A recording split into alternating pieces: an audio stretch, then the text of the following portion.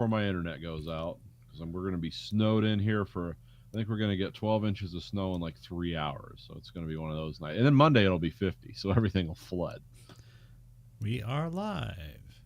I am Ricardo. You're listening to the Verhoeven Effect podcast. I'm Conlon. I'm Nathan. And we have another very special episode. We have the 1995 movie Crimson Tide, which came out May 12th, 1995. Nathan, did you see this movie in theaters? I saw it in the drive-in theater. Huh, okay. Yeah, they used to have those like a few for nostalgia. Do you happen to remember what it was paired up with? No, I think it was one of those terrible Steven Seagal movies, not one of the good ones. I can't remember which one. I think it had something to do with like oil fields and environmental stuff or Okay. something. Is that Deadly Ground or something? On Deadly like Ground. There's actually two. Yeah. They're basically the same. I think there's like On Deadly Ground and what's the other one? There's another one where it's like it has to do with oil field, but this one it was later on, and he was basically pretending to be a Native American. Okay. But the earlier one was kind of like just evil oil billionaires. Okay. So I remember this was on first, and this was the one I was really interested in. And then the second, like I was so drunk in the second one, I don't remember what. I know it was Steven Seagal, and everyone was like, "This is boring." It's like, what's drink? I don't have to drive, so. Yeah, I never saw this in theater, but this is definitely like a one you catch on like cable all the time, and like mom would rent like 5 movies, and this would be in the bunch. I was like, oh, that was a pretty cool movie. So Yeah. that's how I came across this movie.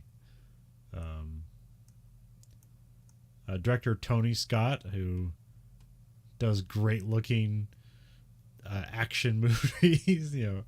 most notably for Top Gun and a bunch of other crazy cool movies.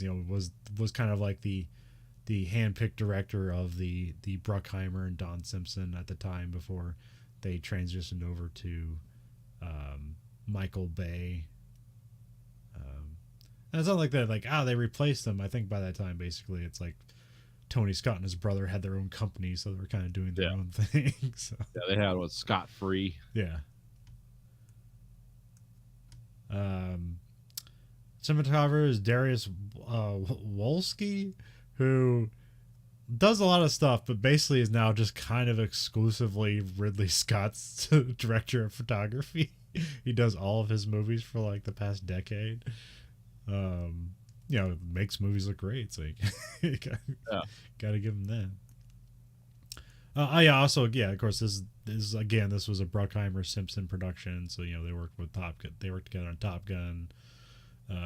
Tony Scott directed the second Beverly Hills Cop movie, which is actually much more action oriented than the first one. Okay. From what I remember, it's been a long time since I've seen either Beverly Hills Cop movie. So, written by Michael Schiffer, who did the story, and Richard P. Henrik, and that's an and, so they didn't write it together. Okay. I think that's how it works. I can always forget this every time we do it. I believe the ampersand means you're connected and it's a writing team. If it's just the word and, they're separate people. And so that basically means like 2 people wrote a story and then someone tried to cram it together. Ultimately, Michael Schiffer wrote the screenplay for this. This movie's also famously known for having Punch Up from Quentin Tarantino, who, as far as everyone says in the trivia, all he did was add the pop cultural references to the movie. So it was all the comic book Silver Surfer stuff and the Captain Kirk stuff is all he added to the movies. Okay. and the weird part where like James Gandolfini's talking about like the submarine movies and stuff. Oh yeah, who played the guy in the movie? Yeah. Because of course, like it's like, why is this Navy guy suddenly talking about movies? It's like because Quentin Tarantino got a hand at writing this. So. Which basically, when you do Punch Up, you're not really meant to come in and like change the story. You're meant to like, hey, our characters need some cool lines because we got to be very efficient because we have a very large cast. So yeah, we need punchy, like pithy dialogue to establish their character quickly. Yeah. forgot until I watched it tonight that I forgot. I was like, oh yeah, James Gandolfini is in this. There's a lot. There's a lot of people in this movie. Apparently, Oh yeah, Ryan Phillippe's in this movie somewhere. I didn't remember seeing it, but he's in there somewhere. Of course, cast is Gene Hackman and Denzel Washington. And third billing is Matt Craven, who I don't even know who the hell that is. you'd know him if you saw him. He's basically He's like the dorky. He's like the dorky. He's the guy with glasses. He's the officer with glasses that betrays. He's Denzel. the comms officer. Yeah. Okay. Yeah, sometimes it's like I don't know how Intermovie Database puts this together, because sometimes there is like, this is who this person is on the cast sheet, and that's how they are ordered in terms of cast. So it's like, the most important people get the billing, and sometimes it's alphabetical. And then on Intermovie Database, sometimes it's what the hell. But also, I don't know, maybe this guy at this time was the third most famous person in this movie. Because obviously at this time, James Gandolfini wasn't who he became. No. That was later on. Third billing on the back of the box here is George Zazunda. Okay. Zunza. And this was when that guy, the guy with the glasses, Matt Craven, is also John Cernovich. Like, he had a different name. Huh. He was Matt Craven for a while, because it was like, oh, you can pronounce that.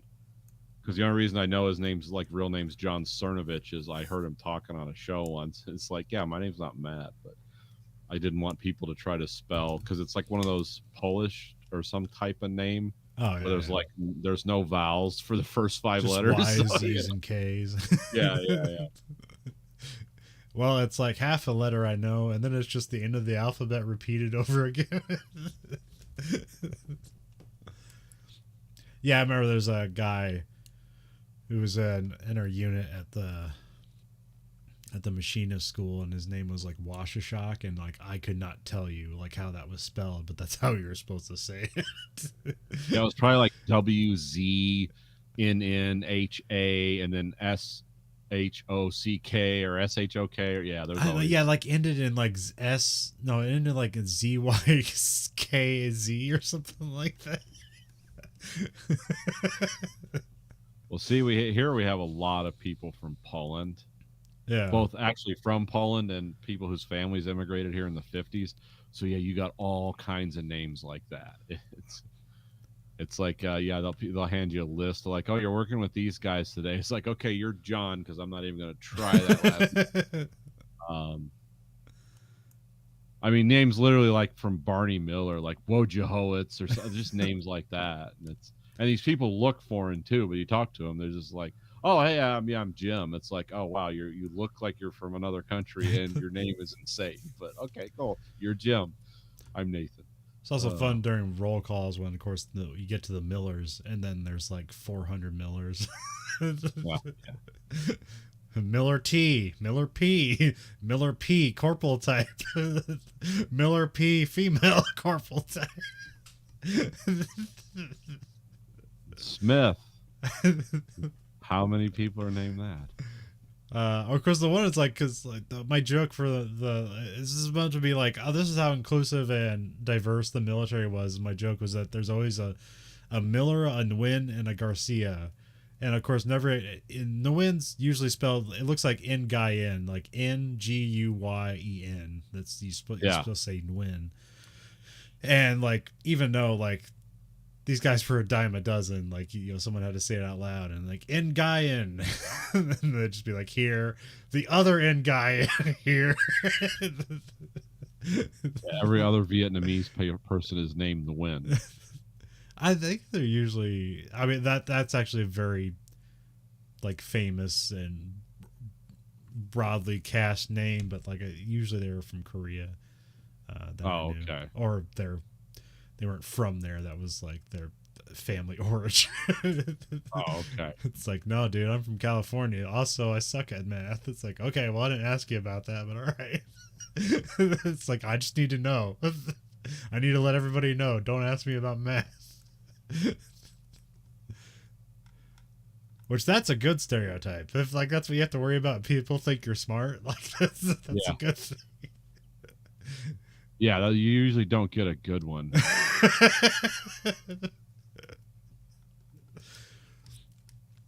It's like, like the Irish stereotypes. It's like, well, we're supposed to be good at playing musical instruments, singing, and be alcoholics. And it's like, I'm just an alcoholic, really. Musical instrument, definitely couldn't sing. So. Or we're supposed to be able to fight, which I like never did that very well either. It's like I'm just failed at all this stuff. All these stereotypes, I don't live up to any of them. I mean, I've got the shit beat out of me plenty of times because I'm a smart ass, but never been able to I'm gonna back these words up with fists. It's like, no, I'll fight with you, but you'll probably win. Because I hate being punched in the head. It really screws me up. So. I mean, there's this new show called Slap Fight. Oh yeah, which is really just the saddest. Really, it's very sad. But so like there was always been these like Russian leagues where it's just like people just slap each other in the face, and like it's not like a boxing match where it's strategic. It's like, no, you stand there and someone's going to slap you in the face, and then you have to withstand it. Yeah, it's coming. Yeah. And like, so yeah, they made a sport out of it. The UFC, Dana White like organized it, which was also like, it was like the timing was so odd because like he just got caught like before the show got released, like 2 weeks before it came out, he got caught like on camera slapping his wife, and then like now he's gonna be on a show like promoting slapping people. And yeah, they didn't cancel the show. So, but yeah, because it's not like it, slapping people in the face doesn't really require skill. Yeah, there is skill to it, but it doesn't require it. The walks of life that these people come from are people that basically lived in entirely abusive lives and know how to take a hit. Yeah, they're used to it. Oh, he's really like got that stable look in his eye, and he's ready to take the hit. He's like, yeah, this is just his childhood on a loop. Have fun, everyone. Enjoy the show. And like you can tell, like half the guys like are either currently, well, no, I think because of how they did testing on the show, they're probably former drug addicts. A lot of people had mysteriously like they can't compete for medical reasons, which I don't know what that is. I'm guessing that's probably a drug problem or something. Or there's like, oh, this guy has an irregular heartbeat, like fucking kick him off the show before we're responsible for something.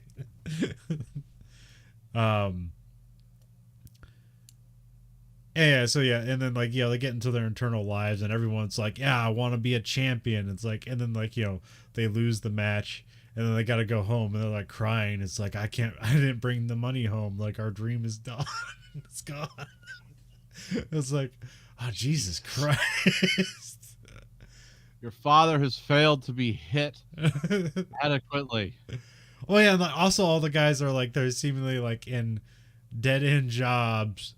Or they're, I don't know, one guy's like in the trades and he's like saying like, I'm an apprentice electrician. It's like, well, that sounds like a good like direction. Like that's 6 figures, yeah. But he's got like 3 kids and they're still renting, so I don't know. Yeah, I'm willing to risk like concussive head trauma. It's worth it. Anyway, so that's Slap Fight. What does that have to do with? I don't know. That happens later on in the movie. We'll get to it. Yeah, punch fight, but yeah. So we have Act 1. We got black and white credits with some like soul and music. Hans Zimmer did the soundtrack for this, by the way. Yeah. I was gonna write something down, but then I'm like, the thing about like music in Hollywood is like 2 guys do all the music in Hollywood. Yeah. There's Hans Zimmer and who's the other guy? Let's see here. Hollywood composers. Danny Elfman. They do almost every movie. Now there's people in between, like even like Trent Reznor and Atticus Ross do like a bunch of like soundtracks every year, and they've even won an Oscar. But pretty much any big movie, it's either Danny Elfman or Hans Zimmer. But they do good work. Although the scam I hear to that is that like really they're just trading in on their name, and Yeah. all the work is done by understudies who get no credit. That's what I Uh, hear. well, you know what? Nothing surprises me in entertainment. I used to think like, oh, this is magical. They're making the music and movies we love, and then you find out it's like, oh, it's just like a pile. It's as fun as a pile of rotting corpses to crawl through every day working in business like that. um, then we get a Like, why are all these people in Hollywood on drugs? It's like, well, 'cause their jobs really do kind of suck until they make it big, and then they just abuse everyone underneath them yeah, because that's what was done to them. yeah. Why is he so mean to the people in the restaurant? It's probably because of how he was treated. um, it's probably why like a lot of people in Hollywood are very liberal and want like strong unions and stuff like that, but the people that make the money don't. Yeah, got to suffer for this money. We're just not going to hand it out. My dad told me life has to hurt, and that's the philosophy I live by. Yeah, because that was something about like the because less things because a lot of things are streaming now, and the like residuals you get from streaming is like way less than what it used to be for broadcast residuals, which Yeah. I guess are also down. I'm not sure. To the point that they're like they basically made this article, or it made sense. I'm not sure if it's true. It's like, hey, why are all these like kids of Hollywood like out there getting big jobs and stuff? It's like, it's just pure nepotism, and they're like, well, they're the only ones that can afford to do the job because they aren't getting residuals, but their parents are. Yeah, that makes sense too. It's like this person. I always like the weird nepotism too. You find out like, what is Henry Kissinger's grandson like does something in Hollywood, and it's like it's weird because he looks like Henry Kissinger as a young man, but he doesn't like have a German accent or anything, obviously. But it's like, oh yeah, it's the kind of the weird. But you realize it's like, yeah, you have to be rich to wait for one of those jobs. Yeah. Or, because you can't just like show up like, oh, I'm here with a dream. It's like, well, that didn't work even back in the day, let alone now. Now it's like, yeah, here's your dream to like OD on the set of a porn shoot. Like that's what it'll become, or something worse, or they never find your body again. Well, I mean, you always heard stories of it, and like I've even like people like it's like, oh yeah, this is a common story. Is you go out to Hollywood, and you you work like a bunch of different like waiter jobs, because one, you're going to meet famous people, two, if you're enough to make it in Hollywood, you probably look good, so you're probably going to get higher tips, so you can like live off that. And then three, you need like an open schedule to go to what do you call that? Auditions. Okay. Yeah. Which now, like, there's no way you can survive on that. So now there's like, you basically have to make a commune of people, or it's like 8 people to a 2-room house. Everybody's getting money where they can, and only the drug dealer is actually making money in the house. Yeah. Yep. The best job in Hollywood is to be the house drug dealer. Because that's a friend that can last a lifetime. Because if one of them becomes Elvis or something, hey, you're all set. You're just going to answer phone calls at 2 a.m. all the time. But hey, that's the job. You can be like, what was the guy? What's that movie we watched? Light Sleeper. Where the guy just rode around in a limousine and he was like a drug dealer, the rich and famous. Oh, okay. Susan Sarandon was in it. Yeah, we watched it. Oh, yeah. Willem Dafoe, yeah. Yeah, Willem Dafoe, that's it. What was I gonna say about that? Crap. Where was I? Had one more thing before we actually transitioned back to the movie. Making it in Hollywood. Oh yeah, because like you basically have that commune, because like the Coen brothers, Sam Raimi, like Francis McDermott, and oh shit, who's the Evil Dead guy? Sam Raimi? No, the guy Ash in the movie, Bruce. Bruce Campbell? Yeah, Bruce Campbell. Like they all lived in the same apartment, and they all end up having various levels of success in Hollywood, but only because they were like they could only survive if they stuck together long enough to get like the opportunities. Oh, okay. Interesting. I didn't know that all they lived together. Oh yeah. You know, and like and Ramy and Campbell were from Michigan. I don't know where the Coens were from, and I don't know where Francis McDermott's from, but yeah, they all wound up together in Hollywood. uh,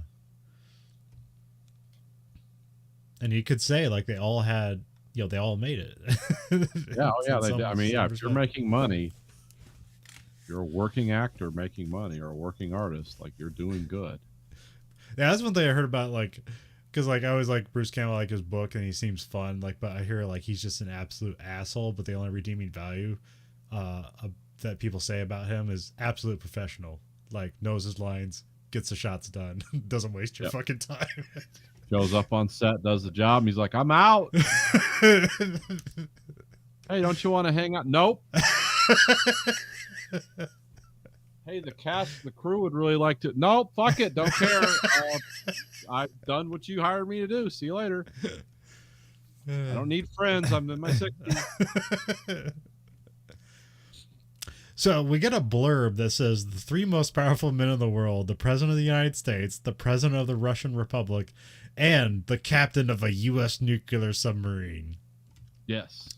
Which this is attributed to nothing, so this is purely just the fiction of the story. Yes. There's a lot of fiction going on here. It's cool, but it's, Then we get titles October 20th, Mediterranean Sea. We get a wide shot of a French aircraft carrier because apparently the military did not like the script at all, so they did not get any support for it. So well, initially it got support until they saw the script. Yeah. Because they actually sent people out to like film on, I think it was the Alabama.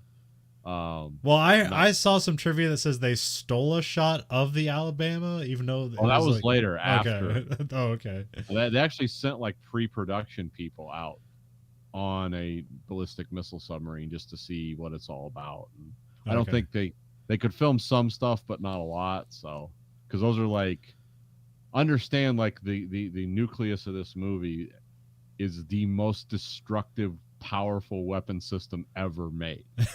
There's no weapon system more destructive than a Trident missile submarine, an American one specifically. The British have some, the French have some, the Russians have some. Nobody has ones like this that fire this many missiles and are this hard to track. That's why we never did throughout all the Cold War, all the SALT treaties and everything. That when that came to like the ballistic missile submarines, we're like, no, we accept no terms on that. Anything you can take our drop bombs, you can do with our silo stuff. We'll get rid of all that. You cannot touch these, and the reason is it's the most effective weapon because it moves around. You can't shoot it, and like there's no what you call counter force with these, unless you can get a submarine behind it and sink it. But that. Not the American, not the Ohio class, not even today, let alone back then. So, yeah. So we have wide shot. That's part of when you realize what this is, like kind of the movie sort of like, oh, this would never happen, but okay. Yeah. It's fine. Actually, I had a bit of more appreciation this time around because I always thought of it as the sort of like dumber version of Hunt for Red October with better performances. Yeah. And then watching it this time around, I was like, well, it is dumb in some respects, but it is like, oh yeah, this is on a submarine. This is a thing. This can happen. So it wasn't as like random as I remember it. Yeah. No, it's compelling when you watch it. Oh, and yeah. You go along with it. But like I said, if you're some weirdo like me that just spent his whole life studying the Cold War, it's like, and plus you got to remember, like all this shit is like super, super secret. Like you have no idea what their launch procedures are, what they do, how they work. You know, so it becomes like, yeah, you could just make anything up you wanted to because it's like it's not real because they're never going to tell you. Yeah, which is another fun thing in the trivia section where it's like, goof, this isn't how this works. It's like, hey, fucker, tell us how it works because we're not supposed to know. Yeah, please explain to me how the most secret weapon system we have works because I want to know. I mean, I'll read the books. I'll do it. I'll put in the research, but. So we got the wide shot of a French aircraft carrier. Um, I'm going to try to recap what the news reporter says. I'm probably getting this all wrong, but whatever. So, a news reporter tells of a Chechnyan rebellion being quelled by Russia. So, the France and U.S. joined to fight against Russia by like sanctions and stuff, not necessarily direct conflict just yet. Then Russia declares war. Sounds familiar to the news recently. Oh, this is crazy. This could never happen. It's like, well, maybe not in Chechnya.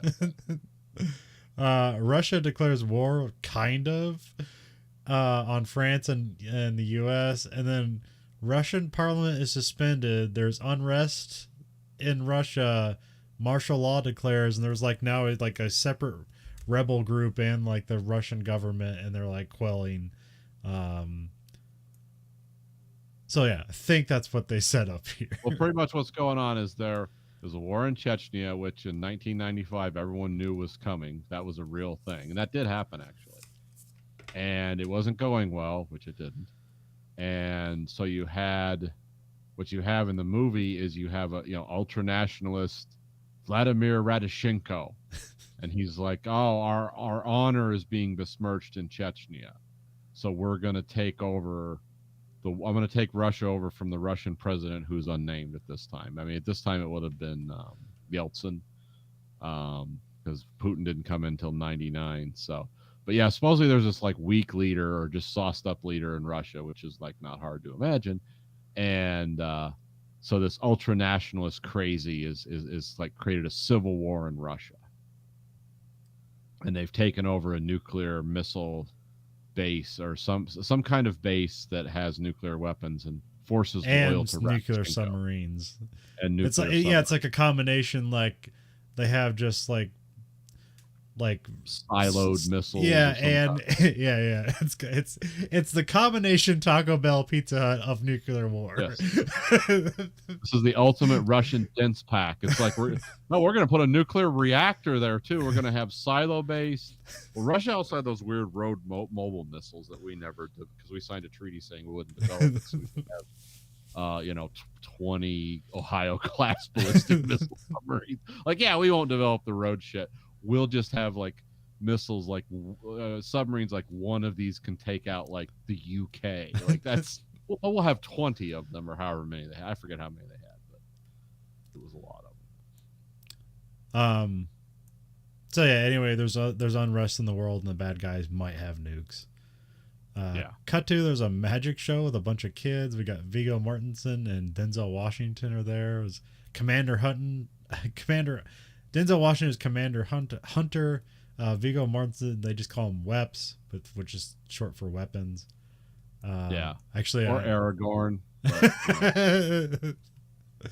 But, what's his other name? Strider. Yeah, Strider. That's it. They call him Strider. Wouldn't that be weird? Like if that was a nickname, and just 10 years later, that'd just be stupid. Wait, why did he have two names? I think he couldn't go by the name Aragorn. Aragorn was the uncrowned king that couldn't be crowned until the sword was reforged. So he went by Strider. Oh, okay. I could be getting that wrong. I trust you and infinitely when it comes to that, so don't worry. Well, I'm probably wrong too, so I'm just saying, yeah, don't anyone like send messages like, "Oh, you're wrong, fat boy." It's like, okay, cool. You think I don't know that?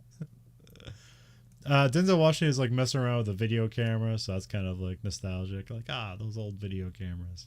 Oh, is there a tape in that? Wow. I bet when you play that back, which you never will, you hear the whir of the tape while you're recording. Bring you back. Here Hunter is distracted. He's like putting new batteries in because of course those things 8 batteries like nothing. Although record for 15 minutes. Yeah. Although here it's like, he's got a second battery. It's like, you've never had a second battery for that thing. Naval officers got paid pretty well. Yeah. He was one of the guys who did. Well, I mean, he went to Harvard, so yeah, he might have had other money. The Harvard guy. So yeah, Hunter gets distracted by the news. They get called in to be deployed on a submarine. Although it's weird here. This feels like an aftershot or something like that, because it's like, here it's like, we're being deployed together, and it's like No, Webs is already assigned to the ship, and then and then Hunter is just like, because one guy gets sick, they're like, they're just kind of need him to come on board at the last moment. It's like, why are they Should've been together? like, yeah, small world, huh? Yeah. Just had some corny dialogue. Yeah. Actually, there wouldn't be that many people. That would be like 25 people total. Yeah. Like that would actually be a pretty small group. There's more Navy SEALs than there are submarine captors and captains and commanders. Huh. There's just not that many of them anymore. There used to be a lot of them. Yeah. We got to Webs and Hunter show up at a naval base. I don't think you say what. Let's talk about submarine captains and commanders real quick, just to not to take the wind out of the movie, because I did like this movie, but understand these are like some of the smartest people in the world. Yeah. Like no one's like this hard ass that is commanding a ballistic missile submarine. Yeah. They're more like astronauts than they are like wild seat of their pants guys. You know, that's what those people are. I've read books about the real guys. As like the perfect one was like in Hunt for Red October. Remember Captain Mancuso from the Dallas? That's what those guys are really like. They're just like, let's think about this. Yeah. You know, because you have to be that smart. Yeah. Yeah, here it's like but they also like they put forth the effort that like, oh, he's the last of his kind. He has a lot of connections. Because I looked up as like, how old is Gene Hackman at this time? He's like, he's 65 years old. I don't think they have 65-year-old submarine cap. They might. I don't think they do. That'd be more like an admiral. Yeah. Yeah. Yeah, I mean, they basically set him up as a role for like, from Star Trek, where it's like, like, oh, they've been in Starfleet for like 40 years. Why aren't they admiral yet? It's like, well, the admiral's kind of a desk job, and we need them to have adventures, so they're just perpetual captains. Yep, Kirk, the forever captain. Picard becomes an admiral, and he hates it. He makes three shitty seasons of a TV show before the actor dies. It's terrible. He's not dead yet. And I don't know if the third one's shitty, because I'm not going to find out. Oh yeah, they fooled me twice. No third rug pull. No thanks. Oh yeah, the Red Letter Media guys, like they put up because like, all right, I guess we're gonna do this again. We say this every time because we didn't like the previous season. We're not gonna do this, and then we're back here, and like every time is like, oh, the first episode, this is kind of interesting and promising, and then it always falls apart. So I'll just watch whatever they say. 'Cause me and the one guy kind of are similar in our like love of Star Trek and our knowledge of it. Who's the main guy? Mike. Yeah, Mike. Who's the guy who runs it all? Yeah. Oh, well, I mean, Mike. There's Mike and Jay. Jay's more the behind the scenes guy, but Mike's kind of more the writer and kind of the fun drunk tall guy. Yeah, just a dark human being. Like there's just darkness behind his eyes, but he's like, I like this, and he seems to have. But also, it's weird because like, he's the most sarcastic and the darkest, but like he loves Star Trek for its hopefulness, which is fucking weird. I do too. I said that like about Brave New World. It's like, it's nice in my mind to think that these people are out there that are this optimistic and hopeful, but it has nothing to do with reality. But I hope someday these people are like out here doing things for the good of all mankind, because that would be cool to live that way. It's just not the world I live in. I don't live in the Solzhenitsyn like Gulag Archipelago world either. Like my world's pretty good materially right now, but it's always like, well, here comes the cliff. Is like, hey, get ready for the big descent, and that's just constant fear. But yeah, whatever he says about Star Trek, it's like that guy's never had an opinion about Star Trek where I'm not like, yeah, I totally get that. I totally feel that way. Now, there's some of their stuff about movies I don't get at all, but yeah, when it comes to Star Trek, they're right on. Yeah. Him and the other guy with the cackling laugh. Oh, Richard. Yeah. Dick the birthday boy. Yeah. I'm sorry I don't know their names Well, I don't watch a lot of Red Letter Media because we watch the same stuff. Yeah. And it's like, here's Nathan doing an impression of Red Letter Media. Yeah, it's why I have. It's like I still enjoy their stuff, But like if they're doing something that we're going to cross over, I can't watch their stuff until we've watched it first cuz I'm just going to say what they say. I need to have my own Yeah. opinion.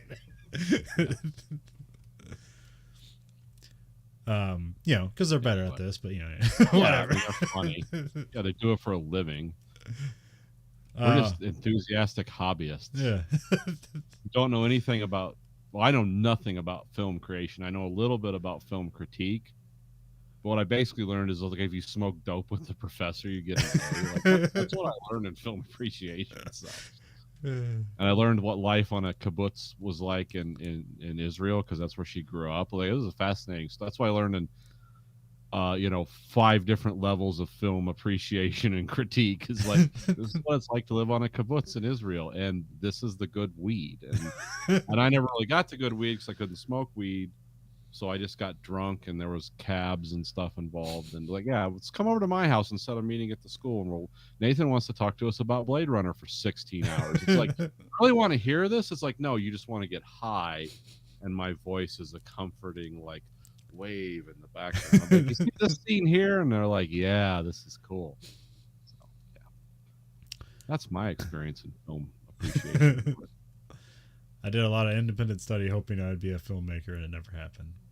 But you actually have like more hands-on experience than me. Yeah, I mean, I've attempted to make tons of stuff. I can make stuff that can impress friends and family. It's like, oh, you did that for nothing. It's like, yeah, isn't that cool? It's like, yeah.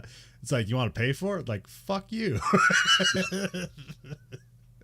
I mean, hey, Conlon, I'm always an enthusiastic supporter of your ideas, unless it involves time and money. Then I start to the wobbles. But we are brothers, so that's kind of like I get a pass on being a dick. Dad's calling. And he hung up real quick because he's probably like, oh, he's talking to Great Conlon. Oh, I forgot to put on the on-air sign on me. Well, you better put it on. We got Hunters being interviewed by Captain Ramsey, played by Gene Hackman. Mm-hmm. George Dzunda stands by as his right-hand man, which here I wrote as Cobb, and then I realized that chief of the boat later on. That's not his name. Yeah, his name's not Cobb.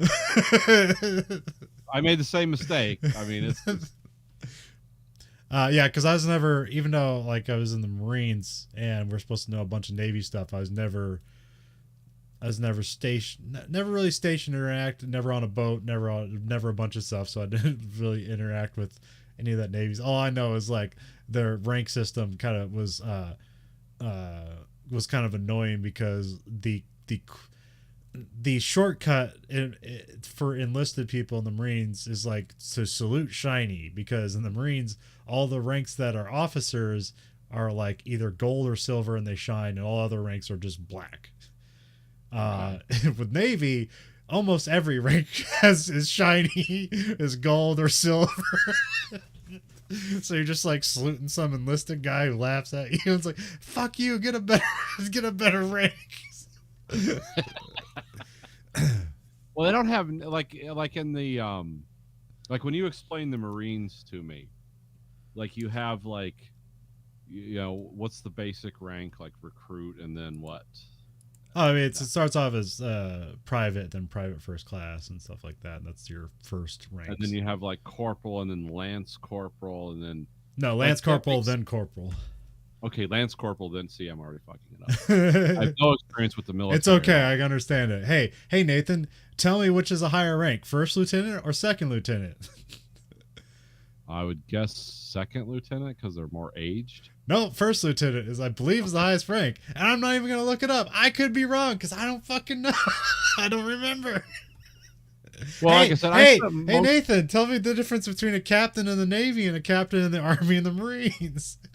It's like greater responsibility in the $4,000 more a month. Oh wow! Holy shit! Or 4, something 000? Like that. I think like in the Navy, a captain's like an 07, so it's like towards the end of the ranking system, whereas in the Marines and the Army, that's like the third rank in the officer system. Yeah. So they're completely different. Yes, see, like my fascination with the Cold War and my knowledge about Cold War weaponry does not include the people. My personality and what I wanted to be is some kind of combination of Tom Clancy and Rush Limbaugh growing up. Like, so I wanted to be a fake everything. It's like, oh, I want to know about this stuff, but I'm never gonna like get my hands dirty and be in the military or anything. I just want to read about it and then wax poetic about what I think the Russians would do. Because you know why? Because that guy made a lot of money and he never had a gun pointed at him. Like, oh, cool. And Tom Clancy was the champion for a fake war. Like, he never happened. The Cold War was just literally angry people staring at each other, and he wrote stories about a fake war that was really cool and compelling, but he never, like, no one pointed a gun at him. He was never in danger, and he made millions of dollars, and he died young because he had to smoke like a carton of cigarettes a day, which is like, hey, I get it. I like to smoke too, but I quit like a decade ago because it got too expensive. But yeah, so I have no understanding about the people in the military. I just the equipment. Yeah. And that's like translated into my model building great. Because people come in, like the guy who came in to assess my windows and stuff, he was looking at all my models. He's like, were you in the Army? He's like, no. I just like to build the equipment because I have a relationship with the equipment, but as far as the human element, nah, I don't do people. And he was like, that's really strange. And I was like, no, it makes sense because this is all you have. Well, consider like the amount of like books we both read and movies we saw and documentaries we saw about like wars and all that stuff. Still completely shocked when I got in the military of like how everything works and how it's all structured. It's like I never learned any of this shit and all of this stuff. That's why it's better to be Tom Clancy than a Lance Corporal. Yeah. Because it's like, yeah, I'm just a fake military cheerleader. It's like I don't really want to know what happens. It's all kind of dirty, but yeah. Let's see. Yeah, so George DeSantis there as Hunter's being interviewed.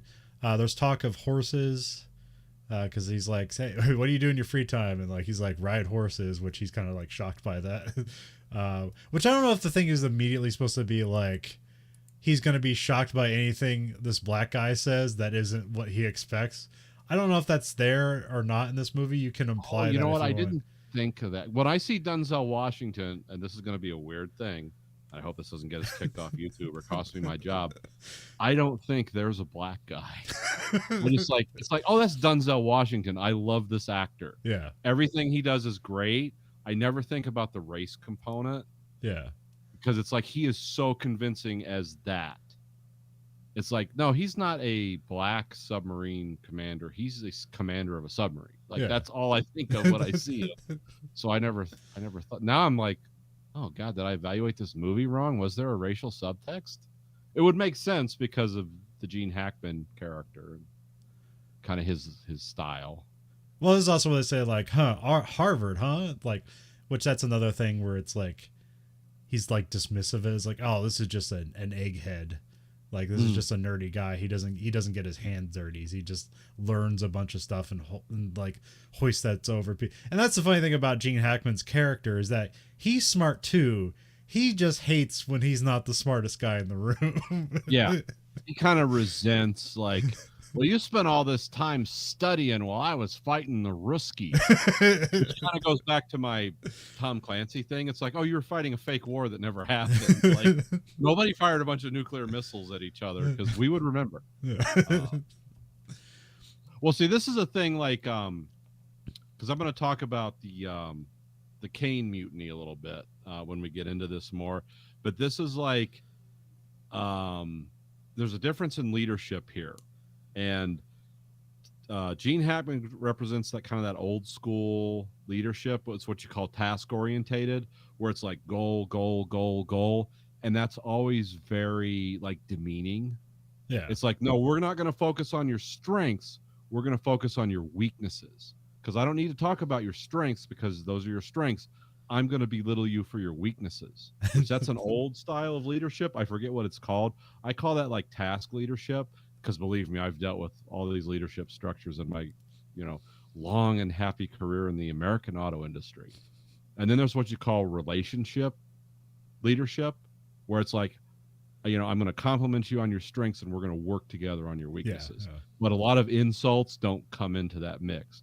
Now, I will tell you this, in my personal experience, not being in the Navy, but just dealing with different people, all the relationship, like I want to be your buddy things are always fake, and all the task guys are legit. Like, okay, I know exactly how he feels, and this is what I got to do. That's my experience. I don't know if that's true or not, but that's the dynamic I see here between, instead of watching this 2 years out of high school being drunk at a drive-in theater. Now I'm talking about it on a podcast, being drunk in my, almost 50. But after 25 years of experience, it's like, oh, these are two very distinct leadership styles, and I don't know which one I like. Yeah. Because I found the guys who focus on your weaknesses to always be a little more honest, and I appreciate that. Because, like I said before the podcast started, I'm terrible at kissing ass because I just don't do it well. It's not because I'm like, oh, I'm such a great person. It's like, I just can't be that fake. It's like, well, I fucked that up, but I did this real well. Now, how can I not fuck that up? Tell me what I did wrong. Yeah. I just have like, those people that's like, oh, you can't please them. So that what I do is I just continually do the task and make them tell me to stop. Because I didn't quit. They did. Yeah. Same thing with me. It's like at work. It's like, oh, I'll just charge at it like a bull. And it's like, oh, you're doing that wrong. You're violating safety rules. That's unsafe. I don't know how you're doing that. I don't know how that thing's not flipping over when you're driving it that way. And it's like, well, you got to tap the brakes when you go around the corner. That'll settle the wheels right away. It's like, that's not a practice we want to endorse. It's like, yeah, but that's what works. That's the difference. See, I know what works. That's experience versus like going to Harvard. Back to Gene Hackman. Like my experience in military is like when you're in boot camp and stuff, it's very like authoritative leadership and stuff, or like you're getting belittled and yelled at. But that's mostly of a system of like, well, not brevity is not the right word. It's like, all right, you literally have 90 people to 2 guys, and we have to teach all these idiots the same thing. Now let me ask you a personal question about Marine Corps boot camp at where you were in San Francisco or San Diego, right? Yeah. Now, as an older guy, older for the recruits that were in there, did you ever like get singled out and shouted at for being a fuck up? Oh, sure, probably. I mean, but not like constantly, like where both guys no. Like I was more pouring into you like a drill. Well, again, like a prison kind of thing. That's what you get called gin pop. Like there's kind of the guys that get there's kind of the constant fuck ups. They're the guys that are clearly like they're the overachievers because they're just awesome at doing pull-ups. Like those two people get yelled at the most. The people that fuck up all the time and the people that are supposed to do good, and when they don't, they get destroyed. And everyone else is gen pop, which is again a very jail term. Like it's a very prison thing. So what you're saying is it's better to stay in the gray zone. Yeah. Okay. Don't be too good, don't be too bad. Yeah. I don't know. There's like literally a thing. It's like, I'm not sure how, like it's almost a law essentially the way you get treated in boot camp before you actually become, because you're just a recruit, you're not a Marine yet, you don't get that till you finish boot camp. Once you become a Marine, everything they just did to you is now considered illegal. Okay. That's an Article 4 violation. Like that. Yeah. It would be considered harassment and all this other stuff, but then it's like, it's just a part of the building process. Anyway, so when you have that many fucking people to that few amount of teachers, unprofessional teachers, like when you pull a guy out, scare the crap out of them, and then like belittle them in front of everybody, what that's doing is there's actually probably about 60% of the people there that are fucking up, and now they know what they're fucking up without being told directly. Oh, so you don't do this. Okay, what you're saying makes sense now. All right. So yeah, every once in a while you're just the person that gets pulled out to be made an example of, and it does fix things. But that's just because there's so many people there. So, yeah. I mean, that would be really stressful. I used to think like when of course, everyone knows like Full Metal Jacket and other videos they've seen of like, because when you were going into the Marines, I was like, my concept of that was movies. Yeah. because you couldn't get me within 10 miles of that for any amount of money. Because again, I'm like more of a Tom Clancy like technology popularizer than I want to know anything about the real military.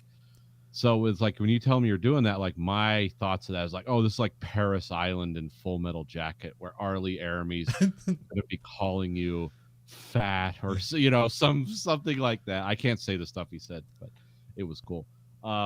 And then you tell me it's like, well, no, it's like, yeah, you just got to stay out of the line of fire. Yeah. And not do No, the things I that are mean, obviously dumb. Of course, you weren't 18 either. yeah, I could, yeah, it's like I had, I like, oh, I'm away from home, like, okay, just go to sleep, eat food, I'm not worry about it. Other people, it was life or death, is like, oh, I just ended my life, this is the wrong decision, and it's like, I was like, well, this is the decision I made, I'm not sure if I like it, but whatever. I move on. Yeah, there's some people that are like the manliest men. They get yelled at, and then they're like crying by the end of the day, and then we all gotta have like people get broken up with like at boot camp, and then like people gotta go hug them. And it's like I understand it, but oh man, like you guys are a bunch of fucking dumbasses. You didn't think she was gonna just wait for you for months or years. But again, that's I was literally like 10 years older than everyone there, so Yeah, that's true. But anyway, so yeah, in boot camp's more authoritarian, then yeah, and it becomes supposed to be a more cooperative style afterwards, where it's like we're going to do our best together. We're going to like just make the best person you are, and like it's more of a cooperative thing, and it's about like not necessarily like it'll work. We'll all work together as a whole if we're all doing our best to make ourselves better. And so it's kind of like it's kind of like an individual effort that comes together as a team. That's how it's supposed to work, but it's just different styles. So sometimes you just need to. Sometimes nobody's gonna.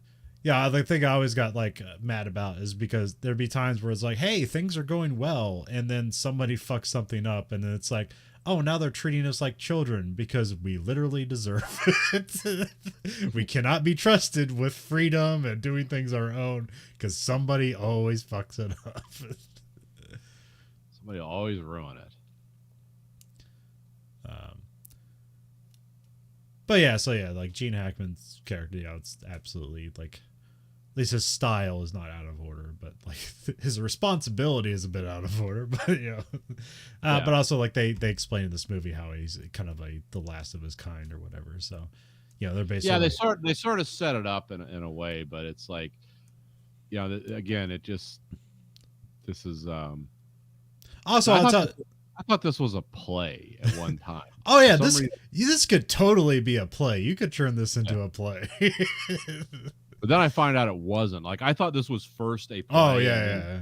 No, it wasn't that. But so then I come back to like the Caine Mutiny. I don't know if you're familiar with that. I'm not sure. You have to explain. It's a book by Herman Wouk.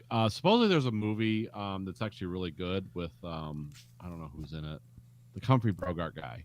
Oh, okay. Because the book was written in 1951, and the movie came out in 1954. I just read the book because I always heard so much about, like, the Caine Mutiny was like, oh, it was written by guys that were in World War II about, kind of like a modern retelling of the Mutiny on the Bounty. Okay. And it's sort of like it's about a World War I era Navy minesweeper that's in World War II, but it's like it's a back, it's not a frontline ship. Yeah. So it's real laxed, and there's a command. There's like a there's like a lieutenant or whatever, and he's good friends with the the guy's a lieutenant commander, but he's the captain of the ship, and he has a very lax attitude towards everything. Just like, yeah, do whatever you want to, just don't make me look dumb or whatever.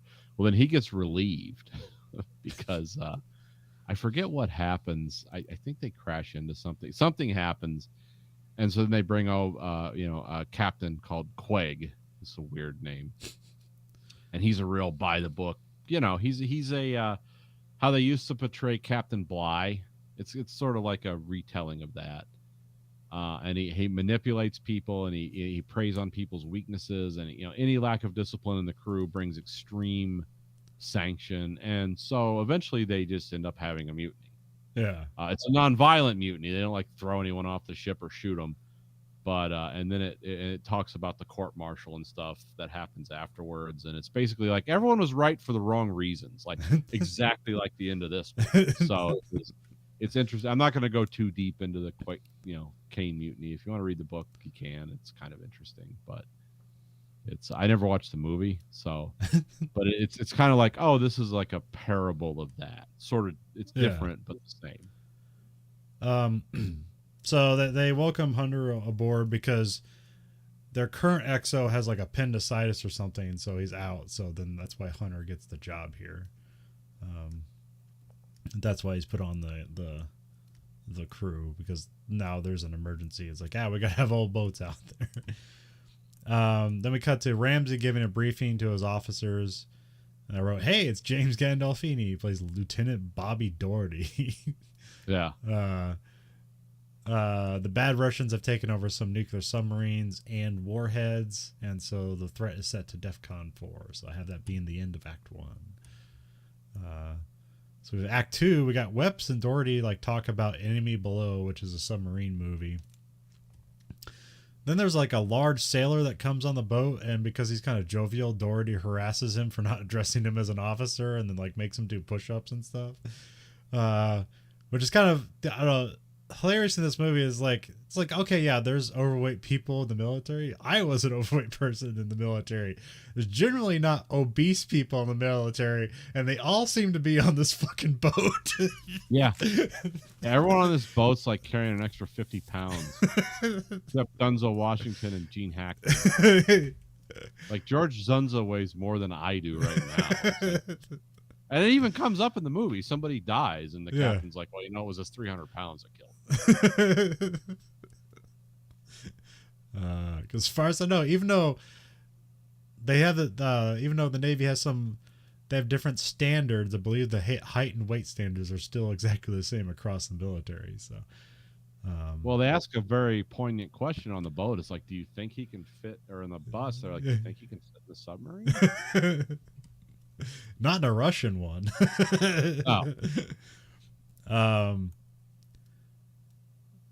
Hunter says goodbye to his family. So then all women are now out of this movie. That's one thing I noticed about this rewatching. It's there'd be women down there, wouldn't there? No, they don't allow women on submarines, I don't believe. Oh, they don't? Okay. No, it's that kind of frontline troops and submarines. They don't allow women. Well, now that I think about it, that would be a nightmare scenario to be a woman on a submarine full of men, because if World War III does happen, it's well, we know where this is going.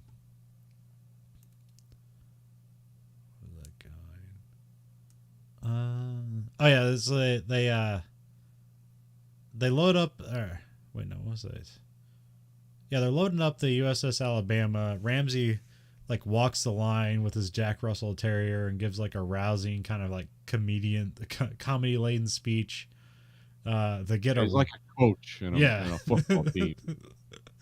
Although it's weird, he's it's raining out there. You can see every drop of rain. Every drop of rain's 3 feet long. Yeah. And he's he's walking in front of him, and then he gets up on this podium, and he's gets a microphone out too. It's then they can still all hear him. I don't know, this is weird. I mean, the imagery looks cool, so it's probably just Tony Scott in the days. Wouldn't it be cool if we did this? And sure, Tony, why not? Just have a fire hose firing straight up in the air. And then they get talks about the USS Alabama, representing a great state in America, and then they get a Roll Tide chant, which is funny. Yeah. Because as far as I know, Alabama is generally one of the least regarded states in America. So. Yeah, except for the football team, except for the Crimson Tide. Yeah, it's their one shining jewel. Yeah. No one wants to live there. This is the football fans. This is the power. Yeah, the power of looking the other way at the grades of football players. Yeah, this is the power of illiterate linemen. the power of people with what was that called? The Southern Conference college students with like master's degrees in philosophy that can't read and write. Maybe there's some logic to that. It's like if they can't read and write, they truly understand philosophy. They can only interpret life through what they see. Yeah. They can't read. Maybe it's like some argument. Their entire life is context clues. Yeah. Their life is literally a haiku. Oh Jesus! We cut to get that. They cut to a flying shot over the ocean. There's shots of the Alabama riding on the surface. Now, this is the one they had to pirate. Okay. Because that is an actual shot of the Alabama that they just hired a helicopter. Like, go out and film this because there's no laws against filming these things, which is like a big assumption. Yeah. I guess there isn't.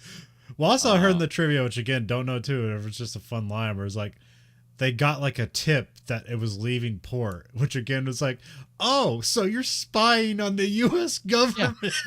Yeah. You're going to just do a notification of like our most secret weapon system is like leaving port. So film it. But somehow that's legal. I mean, you can sit at the end of runways and film the B-2s taking off. Yeah.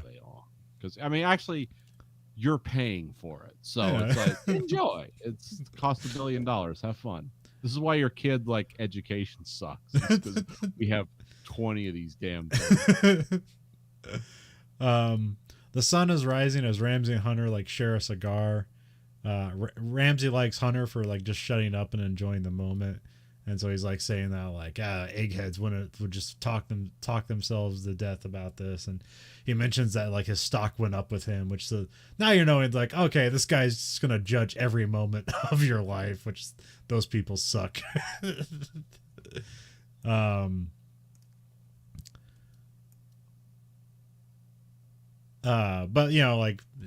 getting on Ramsey's good side carries a lot of weight, so for right now he's on his good side. Yeah. The sub dives, and then we get titles. Day 1 to 21 October, Pacific Ocean Deeps. There's an officer dinner. They're discussing, what's the Russian guy? I wrote down Revchenko, but what's his name? Let me look that up. It's Radishenko. Radishenko, okay. Hold on, let me look this up. Yeah, Radishenko. Okay. Because that's there actually is a Russian general called that. Huh. Who was a lunatic. He wanted to take over the country, but Putin had him, he shot himself in the back of the head.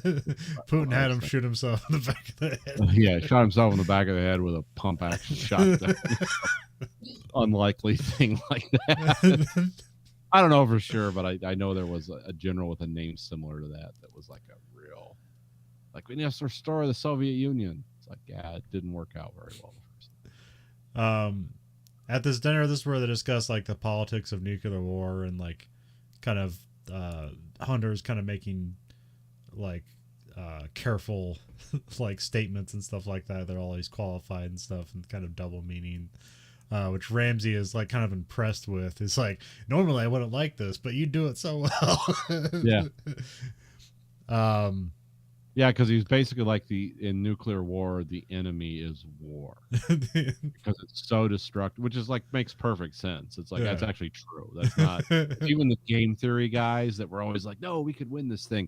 Ultimately, it always worked out. It's like, yeah, it's called a Pyrrhic victory. It's like technically the U.S. would win, but like, what would we win? Like a poisoned planet, a Western hemisphere we've been living for 100 years. All kinds of cancer. Like, that's what we'd win. The goal, victory conditions are cancer and like all your cities destroyed. So. Yeah, but the Ramsey or Hackman was like, I like that answer. It's very careful. It covers all the bases. It's true, but he's like, if they ask me, I'd say like, yeah, drop that thing, drop that fucker twice. That was about. They're talking about the morality of Hiroshima, which is always an interesting argument. Like, everyone's like, was that the right thing to do? It's like, in the time and place, yeah, it was, but nobody. people want to push back immediately because they don't realize like how many people would die invading the home islands of Japan, because they always have these weird theories like, no, the Japanese were ready to surrender. It's like, really? The people whose primary weapon was flying planes full of explosives into our battleships and stuff, they were going to surrender. Okay, cool. As long as you think so.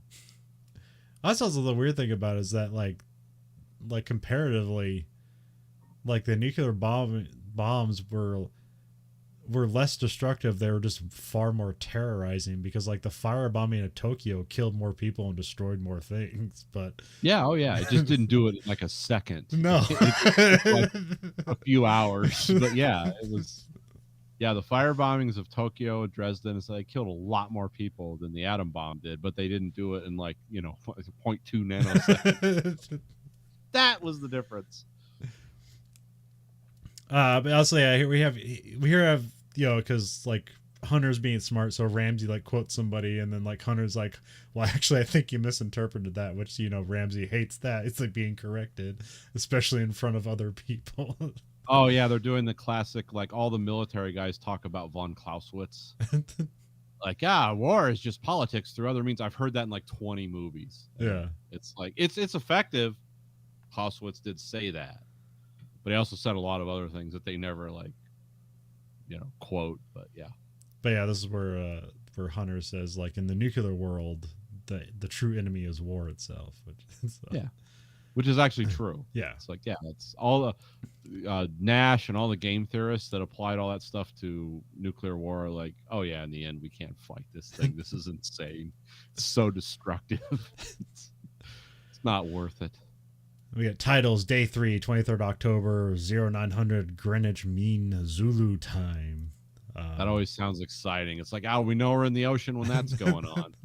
Might as well have a Morse code thing going. Zulu and GMT. It's like, yep, you know what that means. We get Martha and the Vandellos Nowhere to Run's playing. The crew are partying the best they can. We get Lawson, the chubby, jovial guy, kind of singing around, making everyone happy. There seems to be a mix of the enlisted and officers here, so I don't know what's going on. I guess there's, no one's watching. Have a good time, I guess. Yeah, have fun. Hunter gets some exercise, and then meanwhile there's like a huge fire in the galley. So this is to show the crew in a crisis before they get to an actual crisis, or later crisis. And then they put out the fire. It's like a huge fire. It's like you would think somebody was cooking a grenade or something. Now we're just going to cook the 5 gallons of gasoline in a pot. Although, the things, we've read plenty enough submarine books that like fire in submarines is a very weird and dangerous thing. It's the worst. The only thing worse is fire in zero gravity. Like a submarine, it's like, all your air is fried, and you can't like surface and exchange it because the Ruskies might find you.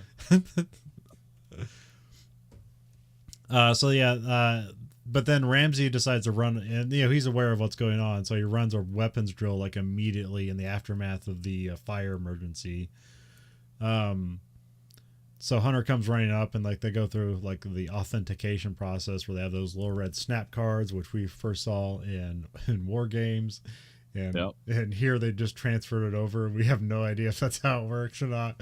And to me, it didn't make any sense anyways. It's like, all right, both snap cards say the same thing. It's like, well, how does that work? You just grab the same snap card. It doesn't correlate to anything on the message. It's just, there's like a bunch of them in the safe. You're like randomly grabbing from a pile, and it's like, hey, this works. It's still cool. It's just like by dawn's early light. You never forget that. It's like day word, Jericho, action word. It's like, that sounds cool. It's probably not true, but Also I wrote, hey, it's Steve Zahn, which is, he's just some kind of technician, but this is one of his early roles. And it's another thing where like the Jerry Bruckheimer and stuff, they like to cast comedians in like kind of like semi-serious roles and stuff. Yeah, because it works, because they try hard, and it's like, oh, this is interesting. This is an interesting character. It's like, no, he's just not an actor, and he's trying really hard. Well, and the thing is, like, usually comedians are likable, and so you put them in a dramatic role. It's like you want to like them, and they're in danger, and that's a that's an enticing thing for a viewer. So, Yeah. um, the weapons drill is terminated as one of the crew goes into cardiac arrest, and then that crewman dies.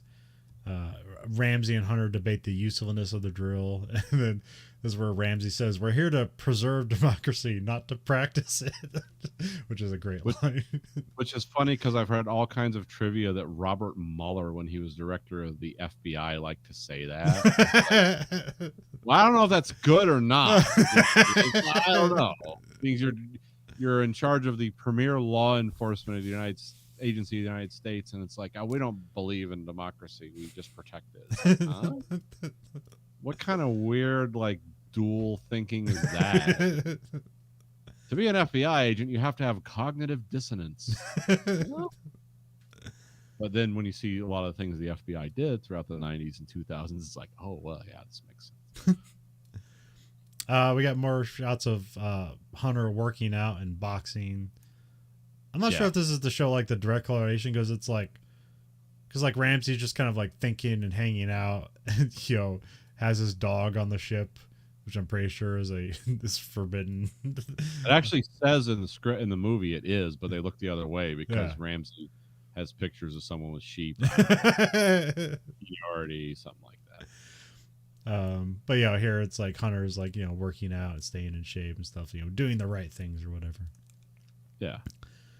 I remember this was supposed to be Warren Beatty and Brad Pitt originally.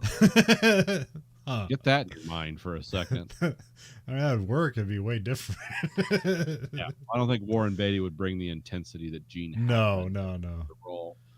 I also heard that like at one point it was going to be this crew, but instead of Gene Hackman, it was going to be Val Kilmer in that role. Oh wow! I'm trying to wrap my head around Warren Beatty. I'm the captain of this ship. Shut the fuck up! It's like I don't know how that. I mean, they're both guys in their 90s now, so we'll never know. But here, Webs and Hunter are like hanging out. They disagree with about Ramsey's methods. Here we basically learn that Webs has been here like a while, and Hunter's like new to this, and he's like, "Hey, you just got to get on board, man. It's everything will be a lot smoother if you do." Yeah, like just conform to this like later lunatic leadership style, because. Well, this is also where Webs is like, yeah, this is all he has left. Like his wife left him. He doesn't have any kids or whatever. It's like he's got that dog and this ship. That's his entire life. Yeah. This is my life now. He's nuclear weapons, the ability to kill like 75 million people, float around in a nuclear propelled vessel. It's like, hey, your life's pretty weird, but cool at the same time. We got titles, day 6, 26th of October, 0631 Zulu time. We get an EAM comes in, an emergency accident message. They get info that the Russian nuke codes are compromised, and Radoshenko has promised to launch against the U.S. and Japan if he gets the nukes. So DEFCON 3 is declared. That makes sense. Like, I agree to commit suicide immediately as soon as I get the launch codes. We're killing ourselves. Ramsey tells them that basically if they get wind of the nukes being fueled, they'll launch a preemptive attack. So that's right. Fuel, like solid rocket fuel missiles. Like, we're gonna fuel them. Okay. Yeah, again, I was confused by that, but ground launched ones are. I don't know. It's ones they drive around. Maybe they're talking about fueling the trucks. I don't know.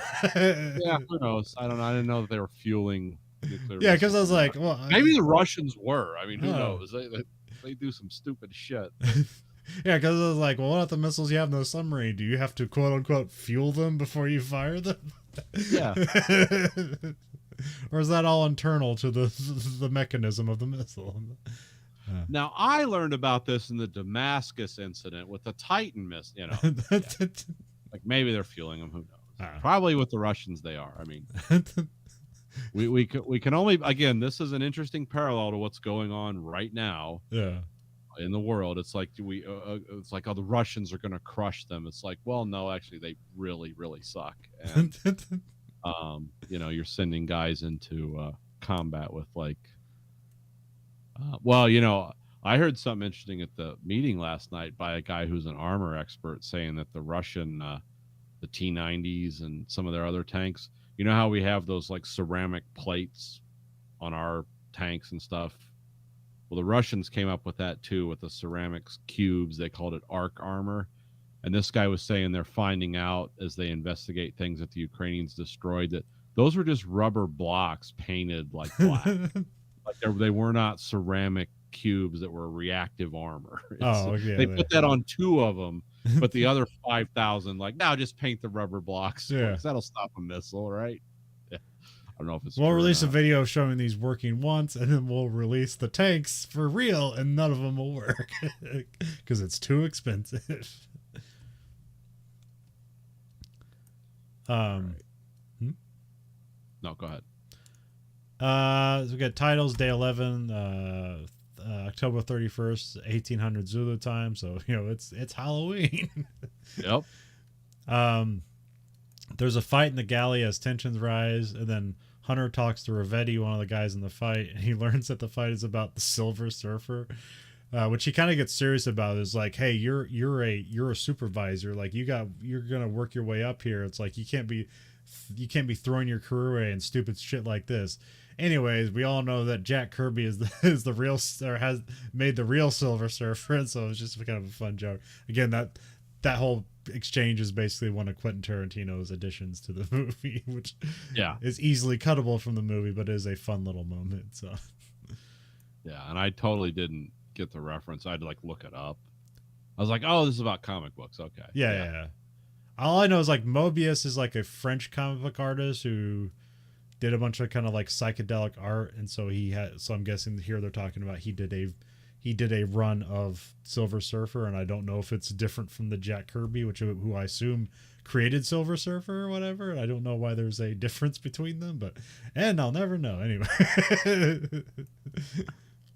They didn't resolve that here. They're just taking sides. Yeah, they didn't end the world to like resolve it. Like the last scene wasn't before the mushroom cloud affair. It's like, you were right,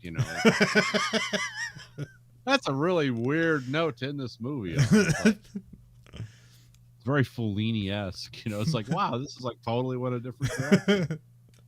Didn't expect this from Scott. And, Hunter meets with Ramsey. Ramsey wants the weapons response time down to 5 minutes. Hunter talks about like the crew morale is low, so Ramsey gives basically a demotivational speech that like, hey, if you don't want to be here, you can go, with no like it's like, oh, how is that possible? Just jump out of the airlock for all I care, or whatever they call it, underwater. It's like, yeah, fuck off. Just launch out the torpedo tubes with like leadership style. Sea bag. Yeah. I don't care about your feelings because I'm in charge.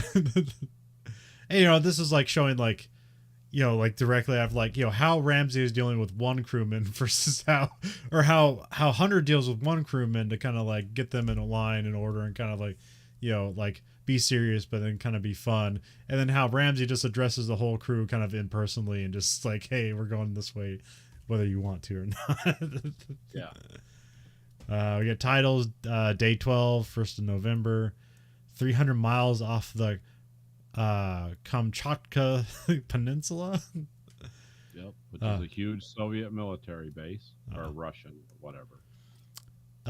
Sonar gets a contact that they arm torpedoes and go quiet, or they've already been quiet, or whatever. Rick for ultra quiet. They get another emergency action message that comes in for them to do a missile launch. I like here, like, because they're diving, like they show them like crawling through like the leaning ship and stuff like that, which is pretty fun. It's like, yeah, it is cool. Yeah. Oh yeah, this changes.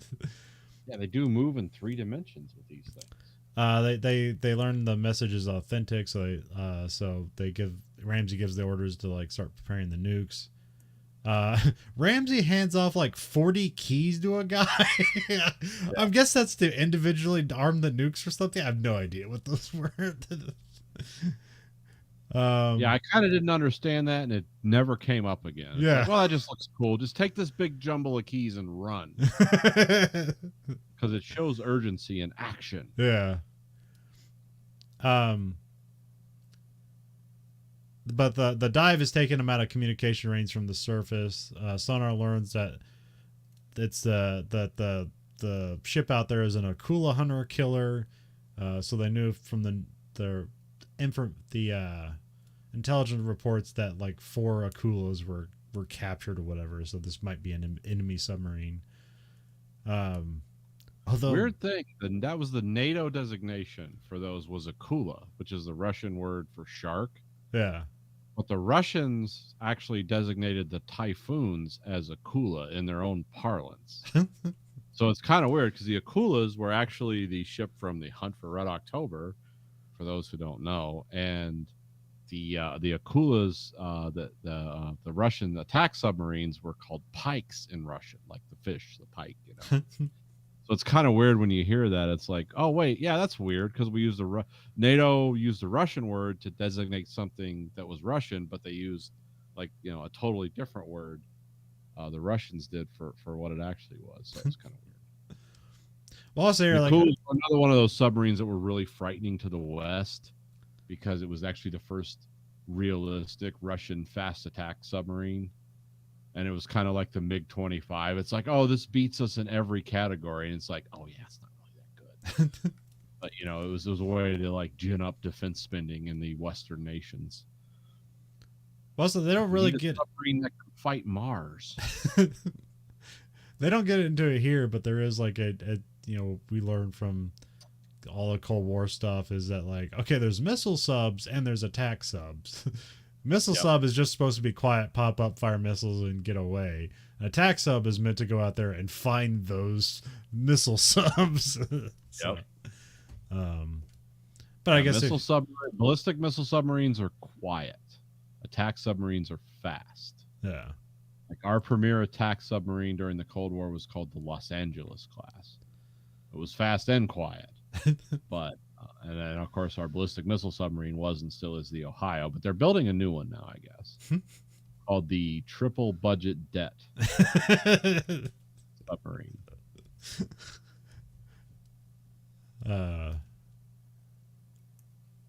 Because we needed to fight the Chinese, who, as far as I know, don't have ballistic missile submarines, or at least the ones they do are diesel powered. But it's like, yeah, we need to spend trillions of dollars to fight the Chinese. We have to ensure. What if a new country? It's the whole Cold War all over again. Yeah. It's just like, how much we're gonna be defeated by the Chinese, and then 20 years later, everyone admits it's like, oh no, their stuff was terrible. We just needed, it was kind of an ad hoc jobs program for America to just build this crazy, weapons that we didn't need. Maybe it's that they know the Akulas out there, but they don't know if they know that they're out there. And they also don't know if it's recorded by Radichenko or not. So they're rigging for ultra quiet, which means people noisily run down some stairs. Bang hammers into stuff, close hatches as violently as possible. Scream, yell at each other. All that. I don't know. I was never in the Navy either. Yeah. So I don't know. That's how they do it. The communication comes in, but it's only partial because they're too low to get like the rest of the message. Ramsey wants to launch and get the hell out of there. Hunter wants to like raise the comm buoy so that they can get the rest of the message. So he's like, okay, yeah, raise the buoy. So when they do that, the winch on the buoy malfunctions and it gives away their position. Yeah. Which I guess is, possible. So it is possible, except if the Russians submarine was running its reactor, it would sound like sledgehammers rolling around in a cement mixer, so they probably wouldn't hear that. But also, this was something they didn't know about when they wrote the script. Was we have something called we had ULF, which is ultra low frequency, which means we could broadcast through the earth to that submarine. That was a very secret thing we could do, but They always made it seem like, oh, you had to rise to periscope depth or whatever. No, we had that figured Well, out. they mentioned something here called VLF is just very low frequency, but they in the trivia says like you can only get messages like 40 feet, like no, like 40. Only like 40 feet below salt water or something like that. But yeah, with VLF that's true. Not well ULF, which was secret. You broadcast, because I know in northern Michigan they built the ULF antenna for the cost of $1 billion, because it basically, oh, I forget how big it was. It went for miles. It had this huge power source, and right as they like brought it online, the Soviet Union collapsed. So they used it once. Like, well, does it work? And it was like $1 billion. Like, yeah, it worked. Okay, take it offline. It's too expensive. Yeah, because like the Upper Peninsula of Michigan was that antenna.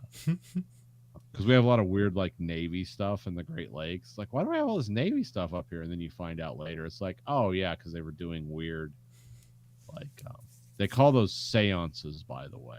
The frequency was so low, it sounded like you were talking to ghosts. Because it was very, you couldn't get a lot of data. Like, it wasn't like a microwave burst transmission where you get tons of data and it was just pulsing out. This had to like go through the core of the earth. So it was really low data. So it sounded like people were like, hello. But it was all like numbers and letters. And yeah. The Akula launches 2 torpedoes. The Alabama takes evasive maneuvers. One torpedo misses and the other kind of blows up nearby, but it's not a direct hit. Yeah. Because water doesn't compress like violently. We made it. They have a incomplete EAM and the convoy has been severed. So Hunter wants to like be careful and go get the full message. Ramsey wants to continue on with the last known orders because it's like we might be the only ones left to end the world. Yeah, got to get our missiles off. Like, why? Guys, this is where it kind of falls apart. Because you think any guy who talks about the horror and gives a speech at the beginning of the movie about the horror of what a ballistic missile submarine can do, like he said at the beginning, it's like it unleashes more firepower than has been unleashed in the history of human war. There's nothing that, if you fired all these missiles, you would like fire more destructive power than World War I, World War II, Civil War, all that stuff. You think this guy would exercise a lot of caution? Like, yeah, maybe we should go make sure that they didn't cancel the order to kill 75 million people. Like, this is where it kind of gets stupid. Like, oh yeah, I think this guy would be with, Hunter and Ramsey would be on the same page with unleashing nuclear hell, but apparently not. And it wouldn't be a good movie if they were like, yeah, agreed, let's go up, and then they'd know. Well, Hunter tries to debate him. He's even like trying to be like, all right, he doesn't like being correct in front of the crew, so he tries to be quiet about it. And then Ramsey just is like kind of like calmly explaining to him like his retort, and then just ends it with so shut the fuck up. Yeah. So everybody hears. That's great Gene Hackman acting. Only that guy can carry that out. He was in the Marines too, so that's probably where he learned. He was in the Poseidon Adventure. He knows what's up. Yeah. He was in Hoosiers. He basically is playing the coach from Hoosiers. Hunter won't second Ramsey orders, and because of that, like nothing can move forward. So Ramsey wants Hunter relieved of duty. Hunter counters with like regulations and stuff like that, and then Cobb reluctantly agrees with Hunter and relieves Ramsey of command. And so then Ramsey is escorted to his quarters. With his dog. Hang out with his Jack Russell. And so Hunter takes command, and he addresses the boat and tells them that he's assumed command of the ship for like improper procedures as it pertains to nuclear missiles, which, hey, that's a serious thing. Okay. Yeah, I would be on his side. If I was the chief of the boat and I just witnessed that, I was like, yeah, I want to exercise a lot of caution before we fire these things off. Before we go for Judgment Day here, I think I want to know what we're doing.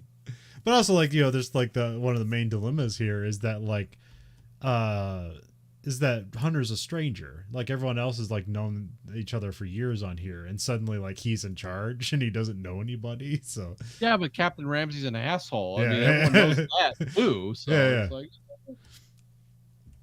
Um. So yeah, Ramsey just studies Hunter's like dossier in his quarters. Hunter thanks Cobb, but Cobb says he doesn't agree with Hunter. He's like, "Hey, I don't like I don't like what I just did, but the rules and regulations compelled me to act that way." Yeah, Cobb was kind of like, "Thank you," like "fuck you." Hunter's like, "I'm never gonna make a friend on this ship."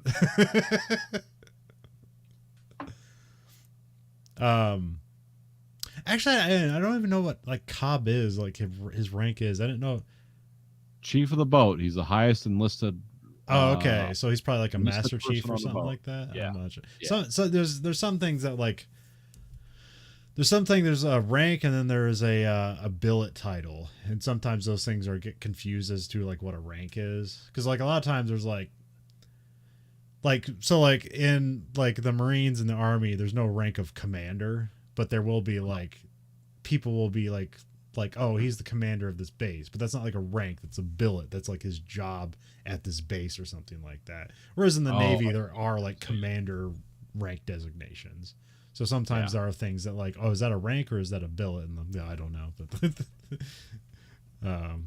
the Russian Navy gets really confusing because there's like sub-lieutenant, lieutenant, but depending on their responsibilities, like the sub-lieutenant actually outranks the lieutenant. And then there's captain and sub-captain, and there's sub-commander. But it's like, well, those are weird. Like, because of like one guy's a nuclear specialist, but he's a sub-commander. Like, he outranks in certain situations. Because I don't know if you remember those horror stories about Russian nuclear submarines, like melting the crew and stuff. And it's like, well, because the one guy in nuclear matters technically outranked the other guy. And and they decided, well, I don't want a bad rating, so yeah, I'll just vaporize these three guys, stuff going. And that's a weird system. And then you got a political officer, which in all areas, like, and this is Soviet times, but in all areas like relating to communism or leadership, where the captain has like violated the rules, then the political officer like is technically in charge. But everyone hates the political officers because all the political officers do is sleep with their wives when they're out at sea. Like, I don't know. It's weird. Sounds like a Russian solution. It's like, oh, I know how we can make this work by making it awful. The Akula comes back and it launches 2 more missiles. The crew want to fire back, but it's mentioned that they need to be like 1,000 yards away for the torpedo to arm. Again, I don't know if that October style. Yeah, I don't know if that's true, but that is something from Hunt for October. So that might be something like, people know this. It could be true. I don't know. Yeah. I sent an email to the Navy. They didn't get back to me. So. Hey, tell me about your Mark 48 torpedoes and all their secret features. Yeah, because that's a fun thing in Hunt for October, which I guess we'll get to. But we'll get to it.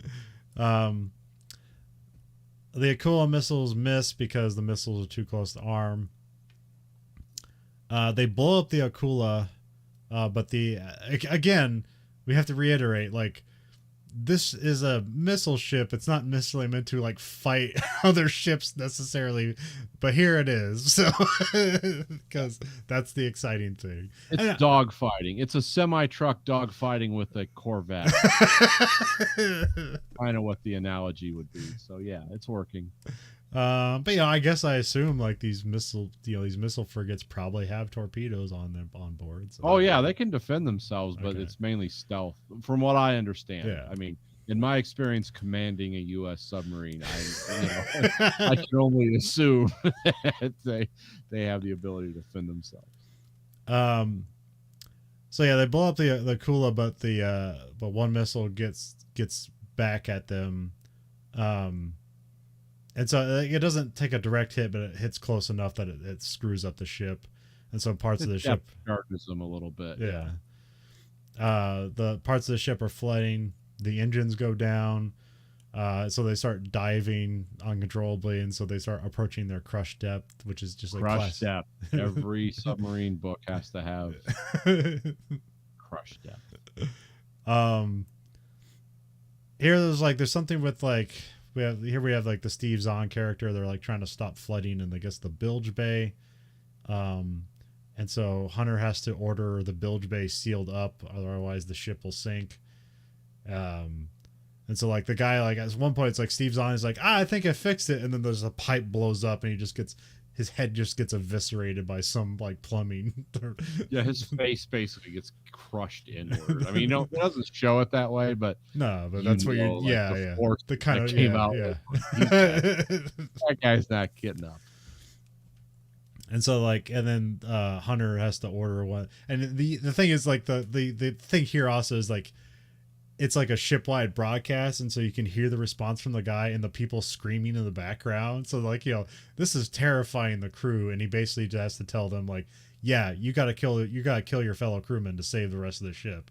And it's all like, give and take. It's like, yeah, nobody wants to do this, but this is what has to happen. So, well, I remember because Ramsey said you're not ready to make the hard choices. Yeah, that was kind of a thing he was left with as he was marched off the bridge. It's like, oh wow, he's making the hard choices. The Kobayashi Maru. He's doing it. Which here's like what's the guy's name?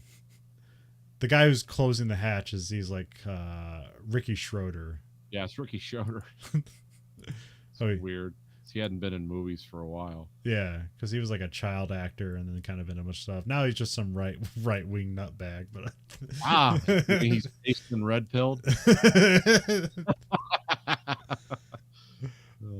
Yeah. So yeah, you hear screams over the intercom, and presumably a bunch of sailors just drowned. Which we know like at least 3 of them, but we don't know. There could be more. Yeah. The engines are repaired, and then the ship starts climbing for periscope depth. So I have that being the end of Act 2, because that's like when everything's at their lowest. But also it does show it's like, okay, Hunter now has combat experience and he succeeded. Yeah, he destroyed a Russian submarine.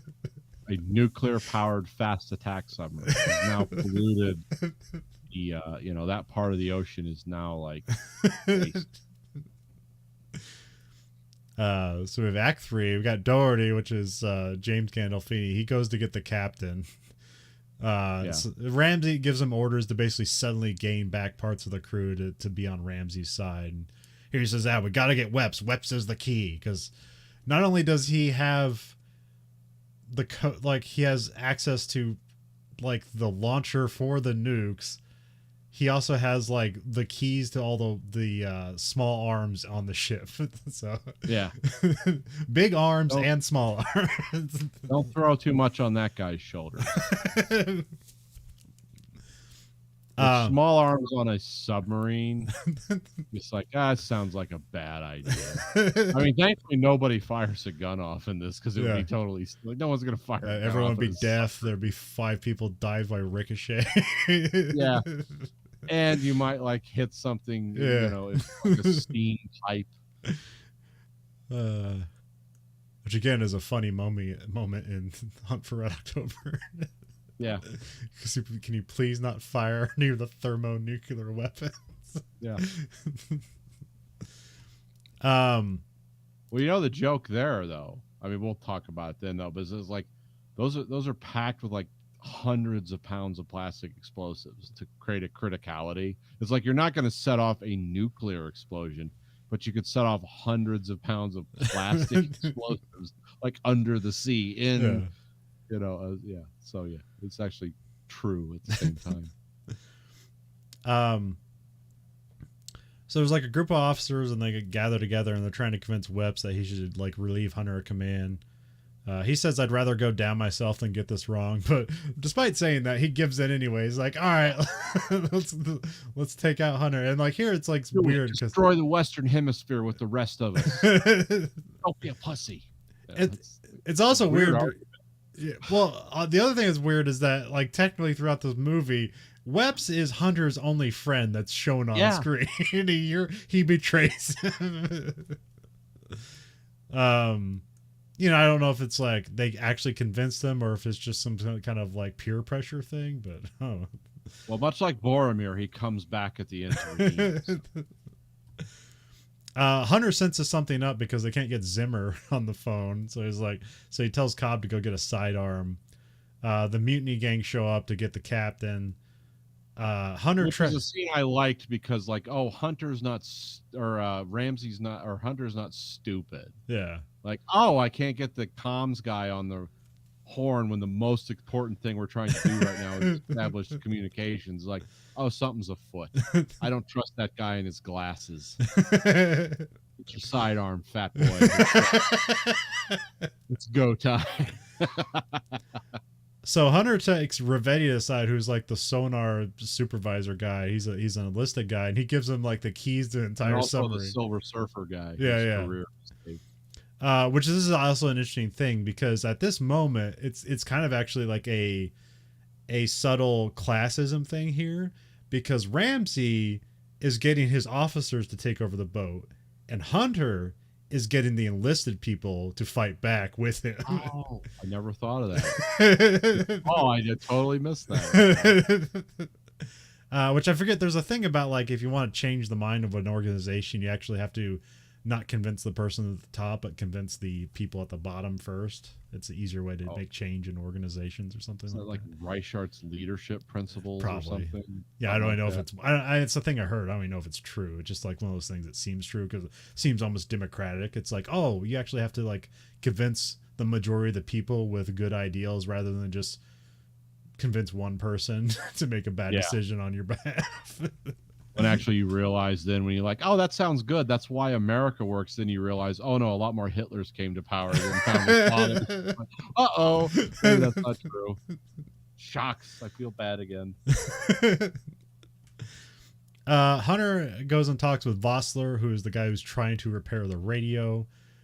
Which is kind of weird here because both Ravetti and Vossler kind of like look and sound the same. I'm guessing they're both kind of Italian Americans or something. Yeah, one guy's comms, one guy's sonar, but yeah, they do. It's kind of hard to like, wait a minute, isn't this the sonar? Oh, no, it isn't. This guy's got his head busted open. Yeah. He's got those butterfly things on this huge wound to his forehead. Because much like a Star Trek, like when something happens, the communication board blows up and somebody gets a shot to the face. Shrapnel. Yeah, that's always been my big question with Star Trek. It's like I know there's a lot of energy flowing around, but could you put some like supercharger straps on these control boards so they don't like, just blow out? Like why when we take a phaser hit or a disruptor hit from the Klingons does like joules of energy get transferred through our weapons officers? Like, we need to work on this somehow. We put some fuses in that won't allow that to happen. Can we get a different company other than the Claymore Mine Company to make these computer boards? Yeah. Yeah, it's the pellets and plastic explosives that's why the piezoelectric connections work. But if we get a big enough charge, it shotguns your face off. Like, I don't think that's a good idea, Scotty. Which is also appropriate because it becomes a thing later on where Hunter is trying to give him a Star Trek analogy, and he's got to be Scotty and get him more power. Which doesn't make sense because in the analogy for Star Trek, Scotty's making more power for the engines, not more power to repair the comms array. But yeah. Yeah, he needs more power actually to fire the phasers, or because like warp power, like, well, I mean, the Federation could always outrun the Klingons. They had faster engines, but they need more power for shields or to power the weapon systems or something. Because in the original Star Trek it was banked, and then in the newer Star Trek it came through the engine, so it didn't apply. But you always needed shields. Never mind. And all that shit. Yeah. See, Quentin Tarantino, you're not bigger dorks than we are. Yeah. See, you got it wrong. You and your 170 IQ. But yeah, Hunter talks to Vossler and just puts a lot of pressure on him. It's like, hey, the whole world's counting on you. Anyways, I know that's a shitty thing to say, but here it is. Yeah, it's a shit deal, but you got it. Whether we can plant crops next fall depends on you. Otherwise, there's going to be a lot of radiation and a lot of hungry people. And there's nothing more dangerous than hungry Americans, Vossler. You know that. The bridge gets taken. The bridge gets taken over by our mutineers. Although I don't think they call it the bridge. What they call it, the con. Con, yeah. What's that stand for? Control. Control. Okay, That makes I sense. mean, well, okay, this might be one of those dual use things because the thing they're standing on in the beginning is called the Con conning tower. tower. Yeah. So it might be like when you're inside that, when you're underwater, that's the con. I'm Okay. just spitballing here. I don't know, but Yeah, yeah, I think I that. just realized like, wait, that's a question I have. I actually don't know the difference. Because in the Star Trek parlance, that's just the bridge. That's where everything happens. Captain to the bridge. It's like, why isn't he there? He's the captain. um, Hunter here. Hunter quietly shames all the mutineers, and then he hands the missile key back to Ramsey. He especially does some double takes at Weps, but here you can see Weps is like sweating and stuff. It's like, oh fuck, I just made the wrong decision, didn't I? Yep. The harvest isn't coming in. No more Doritos. Damn it. I don't know who because there's some personnel here because I don't know if Marines are ever stationed on submarines. You do got some guys in like some flak jackets and stuff like that, but I'm not. And they have like they don't look like Marines. No, they look like guys that eat a lot. Not Marines. Ramsey addresses the crew over the intercom, saying he's back in command and that they need to launch their missiles. Hunter talks with his fellow like detained officers. Again, they aren't like united. They're just like, no, Ramsey's wrong. Yeah. They're not we like don't trust you, but you're at least right. Like, on a personal level, you don't abuse us enough, so we don't trust you. We have like Helsinki syndrome with our captain. So. But Rivetti shows up to free them. He like ends up fighting the guy he had the Silver Surfer argument with to get in there. It breaks his nose with like the butt of a shotgun or something. Yeah. I never liked you, fat boy. It's like, oh, cool. And then there's a small group of enlisted guys, and so they joined up with Hunter. They actually like go and get like some hats and some coveralls so they can also like look like enlisted guys and sneak through the submarine. Yeah, let's blend in on a submarine. Like everyone know what everyone. It's like it's a mall where you can just put a hat on. They won't know who you are. There was something like that. I forget what it was. I might have read it in a sci-fi book, so it might not be true. But it was like about like so like in the American military, like all your names are written on like your uniform and stuff like that, so people can be like, hey, you, that guy. But I guess in Britain, well, actually I'm not sure, maybe they do it now, but they don't do that specifically. I've had a conversation with British engineers about our uniforms at work back when we had to wear them. Yeah, they say like, why do you have your name on your uniform so you don't forget it? They always thought it was stupid. Yeah, like they get the like, oh, you would have one that said like what plant you worked at or what division. Like that's how Ford used to like to do that nonsense. But they never understood why it had our last name or whatever on it.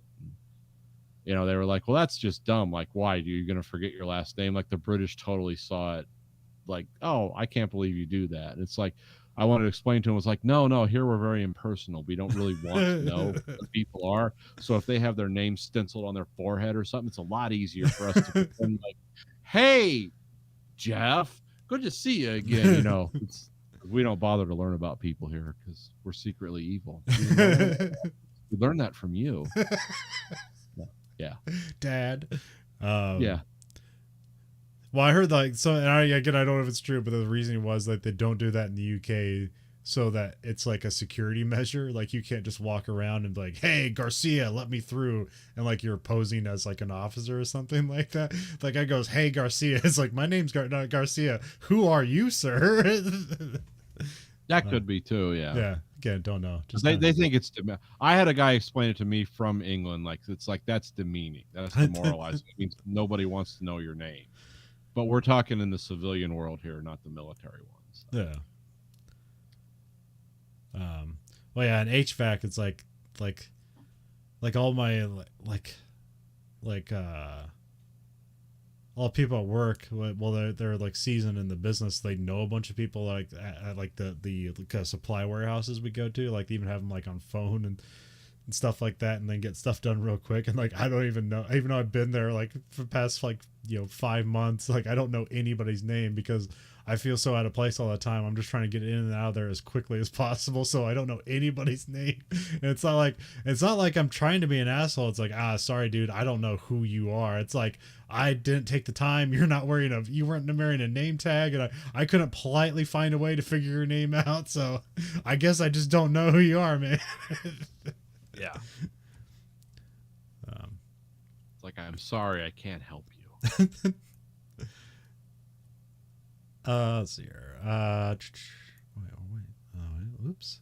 I think I lost my place. So yeah, they get like a bunch of enlisted guys, and then some of the officers that got gathered up and thrown in the brig with them, or well, actually it's just like, I don't know, like a lunch area or something. So they go down to Weps to try to convince him again. We got the missile hatches are open and they're ready to launch. Hunter calls Weps and tries to compel him not to fire the missiles. Weps gets the order to remove the tactical firing trigger. And Weps pull the pin on the grenade. Weps decides to stall. Ramsey takes some guys and they head down to Weps. He like turns the key at the bridge. So basically, if they go down to Weps and hit this button, then the nuke will launch. So then Hunter sees that Ramsey's going down to fire from missile control, and so they decide to go to the bridge or the con to turn the key off, because if they get that missile off, or they get the key off, then the missiles won't fire. Ramsey gets down to Weps. He puts a gun to Weps' head and threatens him to open the safe. Then like he says, I'm going to count to 3 and then I'm going to blow your brains out. He counts to 2 and then he just goes, fuck. And he's like, I can't blow your brains out. The only one knows the combination. That doesn't do me. So then he decides to take the guy like next to him. He's like, all right, I'll blow his brains out. Yeah, it just becomes a complete psycho. Yeah, this is going to work out well. And so yeah, it puts the gun to the other guy's, the petty officer's head, and that compels Weps to like, all right, I'll open the safe. Yeah. Which again, they don't say it. He just says, sir, which like, I thought that meant for a moment, like, oh, okay, he found better reasoning. He's like, no, that's him like being complicit to the orders. Like, I'm going to open the safe now. Hunter takes the bridge and they pull the key out just as Ramy like pulls the trigger on this trigger that was inside the safe. It's like a joystick with a button on it or something. Kind of a weird looking thing. Yeah. Here we got like a countdown, like kind of that reads the intercom that like there's 9 minutes till the Russians can launch nukes, or these rebels can launch the nukes. They get to periscope depth, but the radio still needs to be fixed before they can get that message. Ramsey gets back to the bridge, and here he dares Ravetti to shoot him. He's just like walking up, and he's like, "Stop, sir!" And he's like, "Shoot me!" He just walks past. I like that part. Hey, go ahead and fire a gun off in here. Let's see what happens. Idiot. Here we have Ramsey punches Hunter twice trying to get the key back, the launch key back, but he doesn't give it back to him.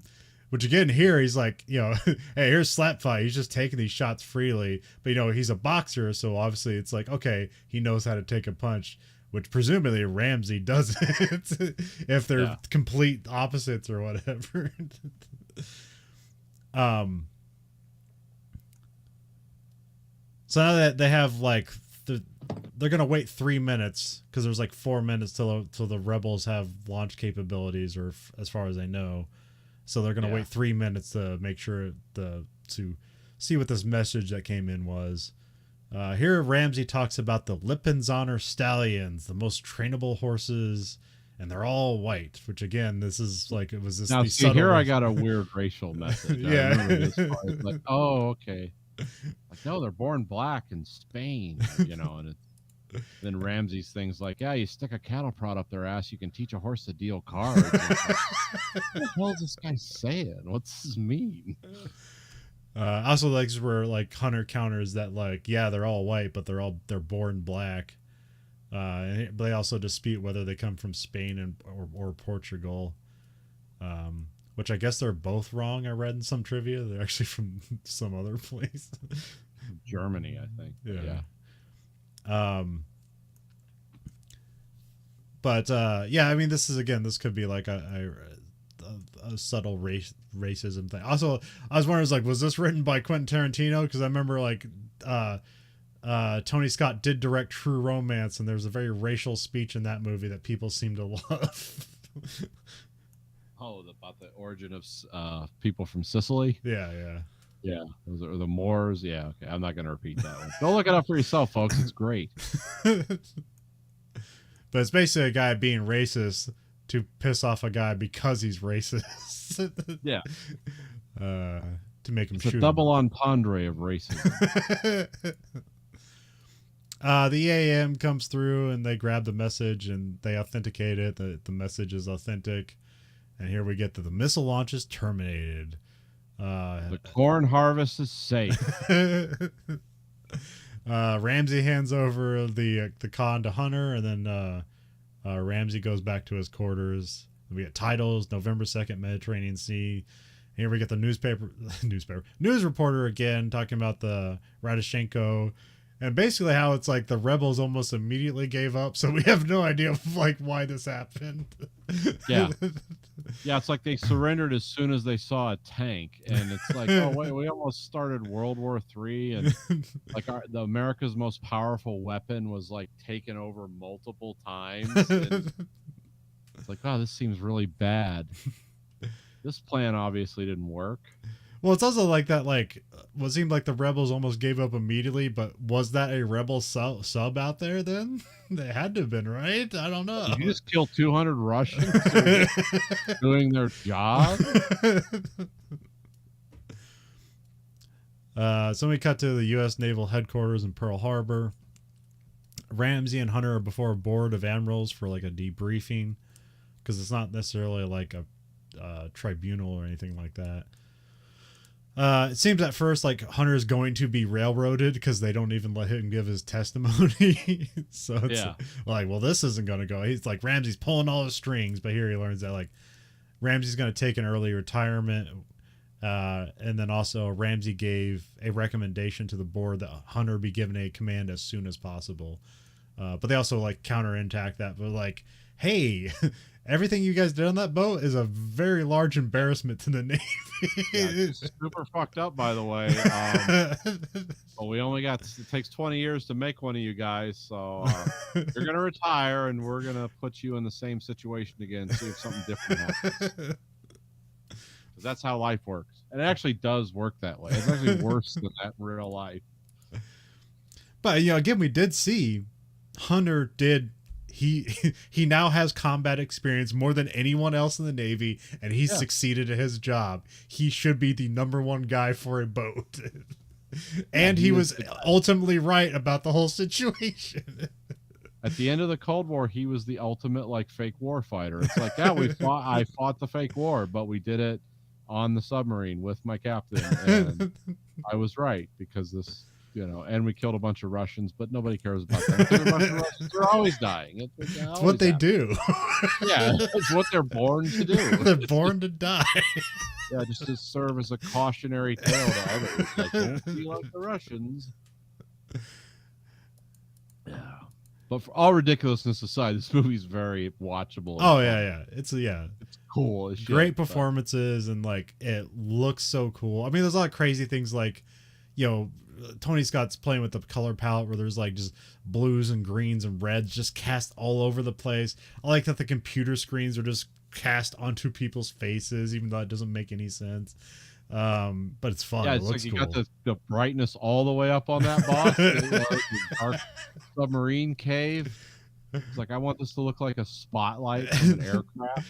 Yeah, I don't got to read the computer. I just got to look at your face. Yeah. There's a quick joke about Ramsey being wrong where he's like, it's like, I was right I was wrong and you were right, and that's just the way it is.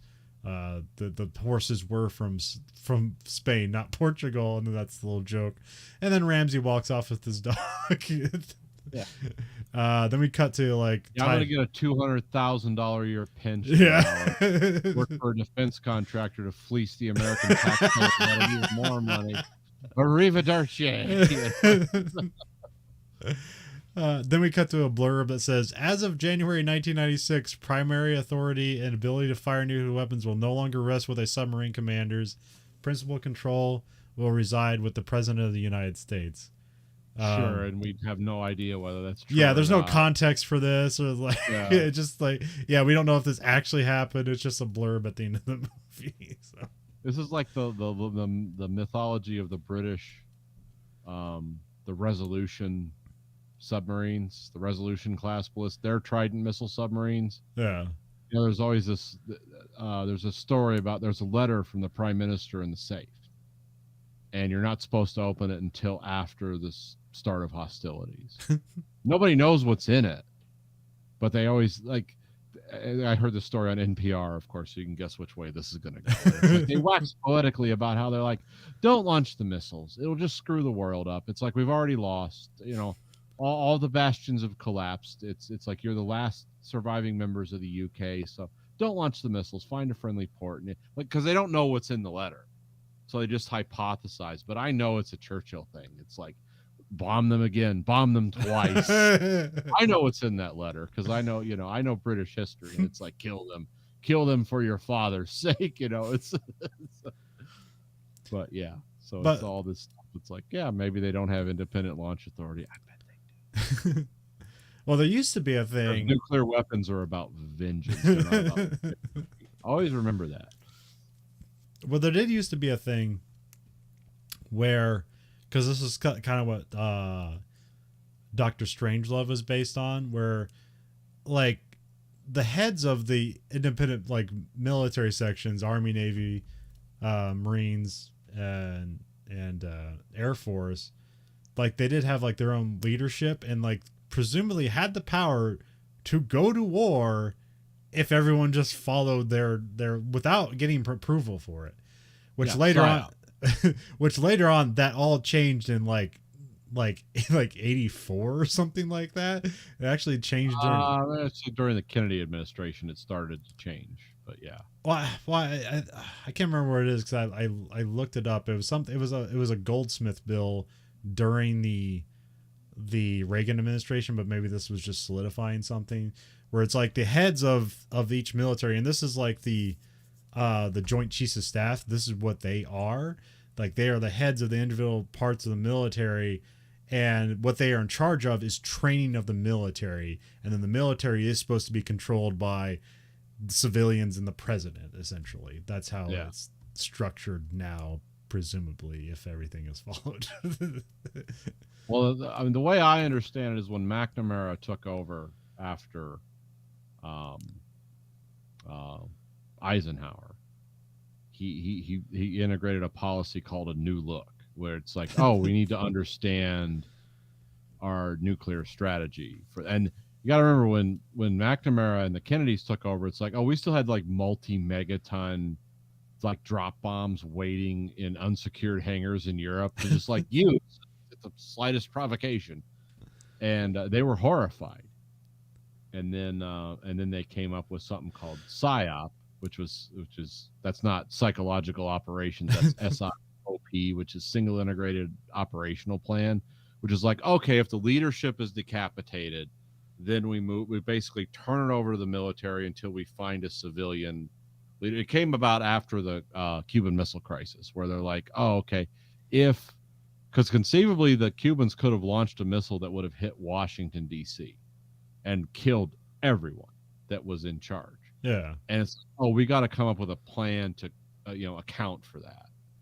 And that's what McNamara came up with. And then what you're talking about under Reagan was that was, what was that guy's name? Goldwater or something? Yeah, Goldwater. Goldwater. I said Goldsmith and Goldwater. Yeah. Yeah, it was Barry like a way Goldwater. yeah, it was like a way to disseminate power for nuclear launch authority to the military until civilian leadership could be found. It was a move away from PSYOP, because PSYOP was basically like, oh, Kennedy's been killed, the Secretary of Defense, the Vice President, all those people are dead, so we're going to look for a civilian leader. But in the meantime, we're going to run from a book, which would basically depopulate Russia, and there would be no communications between us and the Soviet Union. And it's like, oh, we would just commit virtual genocide against the Russians. And then it's like, oh, we found a civilian leader. Let's stop fighting now. But it gave the military no choice. It's like, no, you have to. And you got to remember, we're talking 60s, where they could literally bomb every target in Russia like 15 times and still have half our nuclear arsenal left. That's how crazy it was back then. And so, yeah, when Goldwater came along, it's like, look, we've got to be able to give. This is what they were talking about in like By Dawn's Early Light, where you have to have natural pauses to like, hey, let's stop this before we like really screw up the world. And yeah, that's what you're talking about. But so yeah, we assume that like the commanders of Trident submarines don't have launch authority because that's what they say, but nobody knows.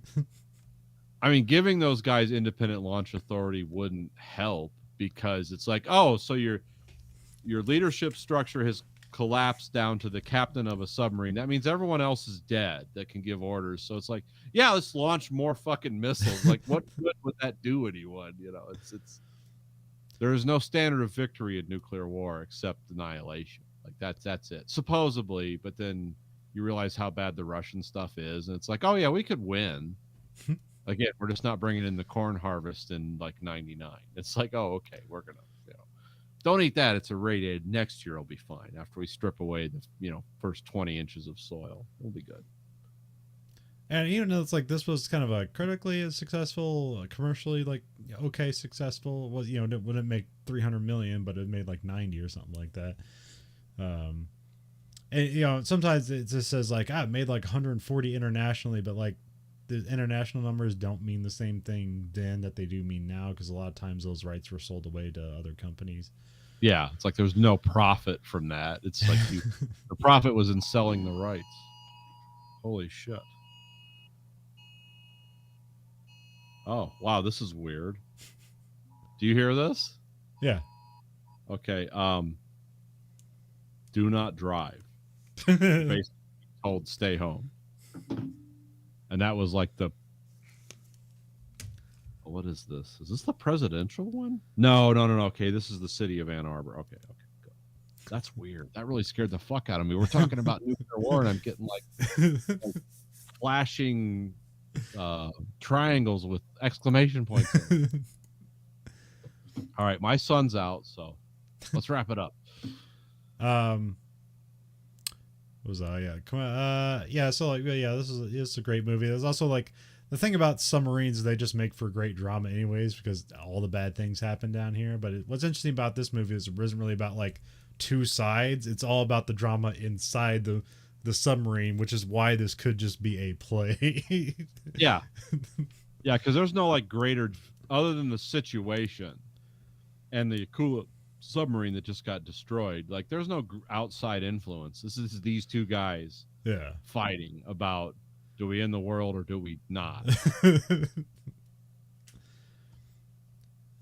It's it all duty and honor. And I don't know if it hurt this movie that like by the time it came out, I don't that like the Russia had folded, so the Cold War was essentially over. But that didn't stop. This was post Cold War. This was like Russian Federation. So. But that didn't stop making these kinds of Cold War movies for like still today. So it doesn't stop anybody. So I mean, what's really ruined the post Cold War era is the Ukraine war. Yeah, it's kind of brought it back. We just realized like, oh, the Russians suck. It's like they can't even fight a bunch of plucky peasants. It's like they're a bunch of plucky peasants that we give an unlimited supply of weapons to. But yeah. And there's nothing wrong with being a peasant. Don't get angry, Ukrainian. I'm essentially an American peasant, so I'm with you. So if you like what you heard, and how couldn't you can find us at anchor.fm/Verhoeven Effect, or go to verhoeveneffect.com. You can rate us our podcast on your platform of its choice. Remember, the only thing they listen to is the highest rating. Remember, you control the algorithm. The algorithm doesn't control you. We have listener support at verhoeveneffect.com. You can support us at a monthly stipend either 99 cents, $4.99, or $9.99. You can find us at Twitter at Verhoeven Effect, Facebook at Verhoeven Effect. You can find us on YouTube and American Greed Factory. Watch both this and that show live and unedited, and you can get t-shirts at belowthecollar.com/greed factory. So for the Verhoeven Effect podcast, I'm Conlon.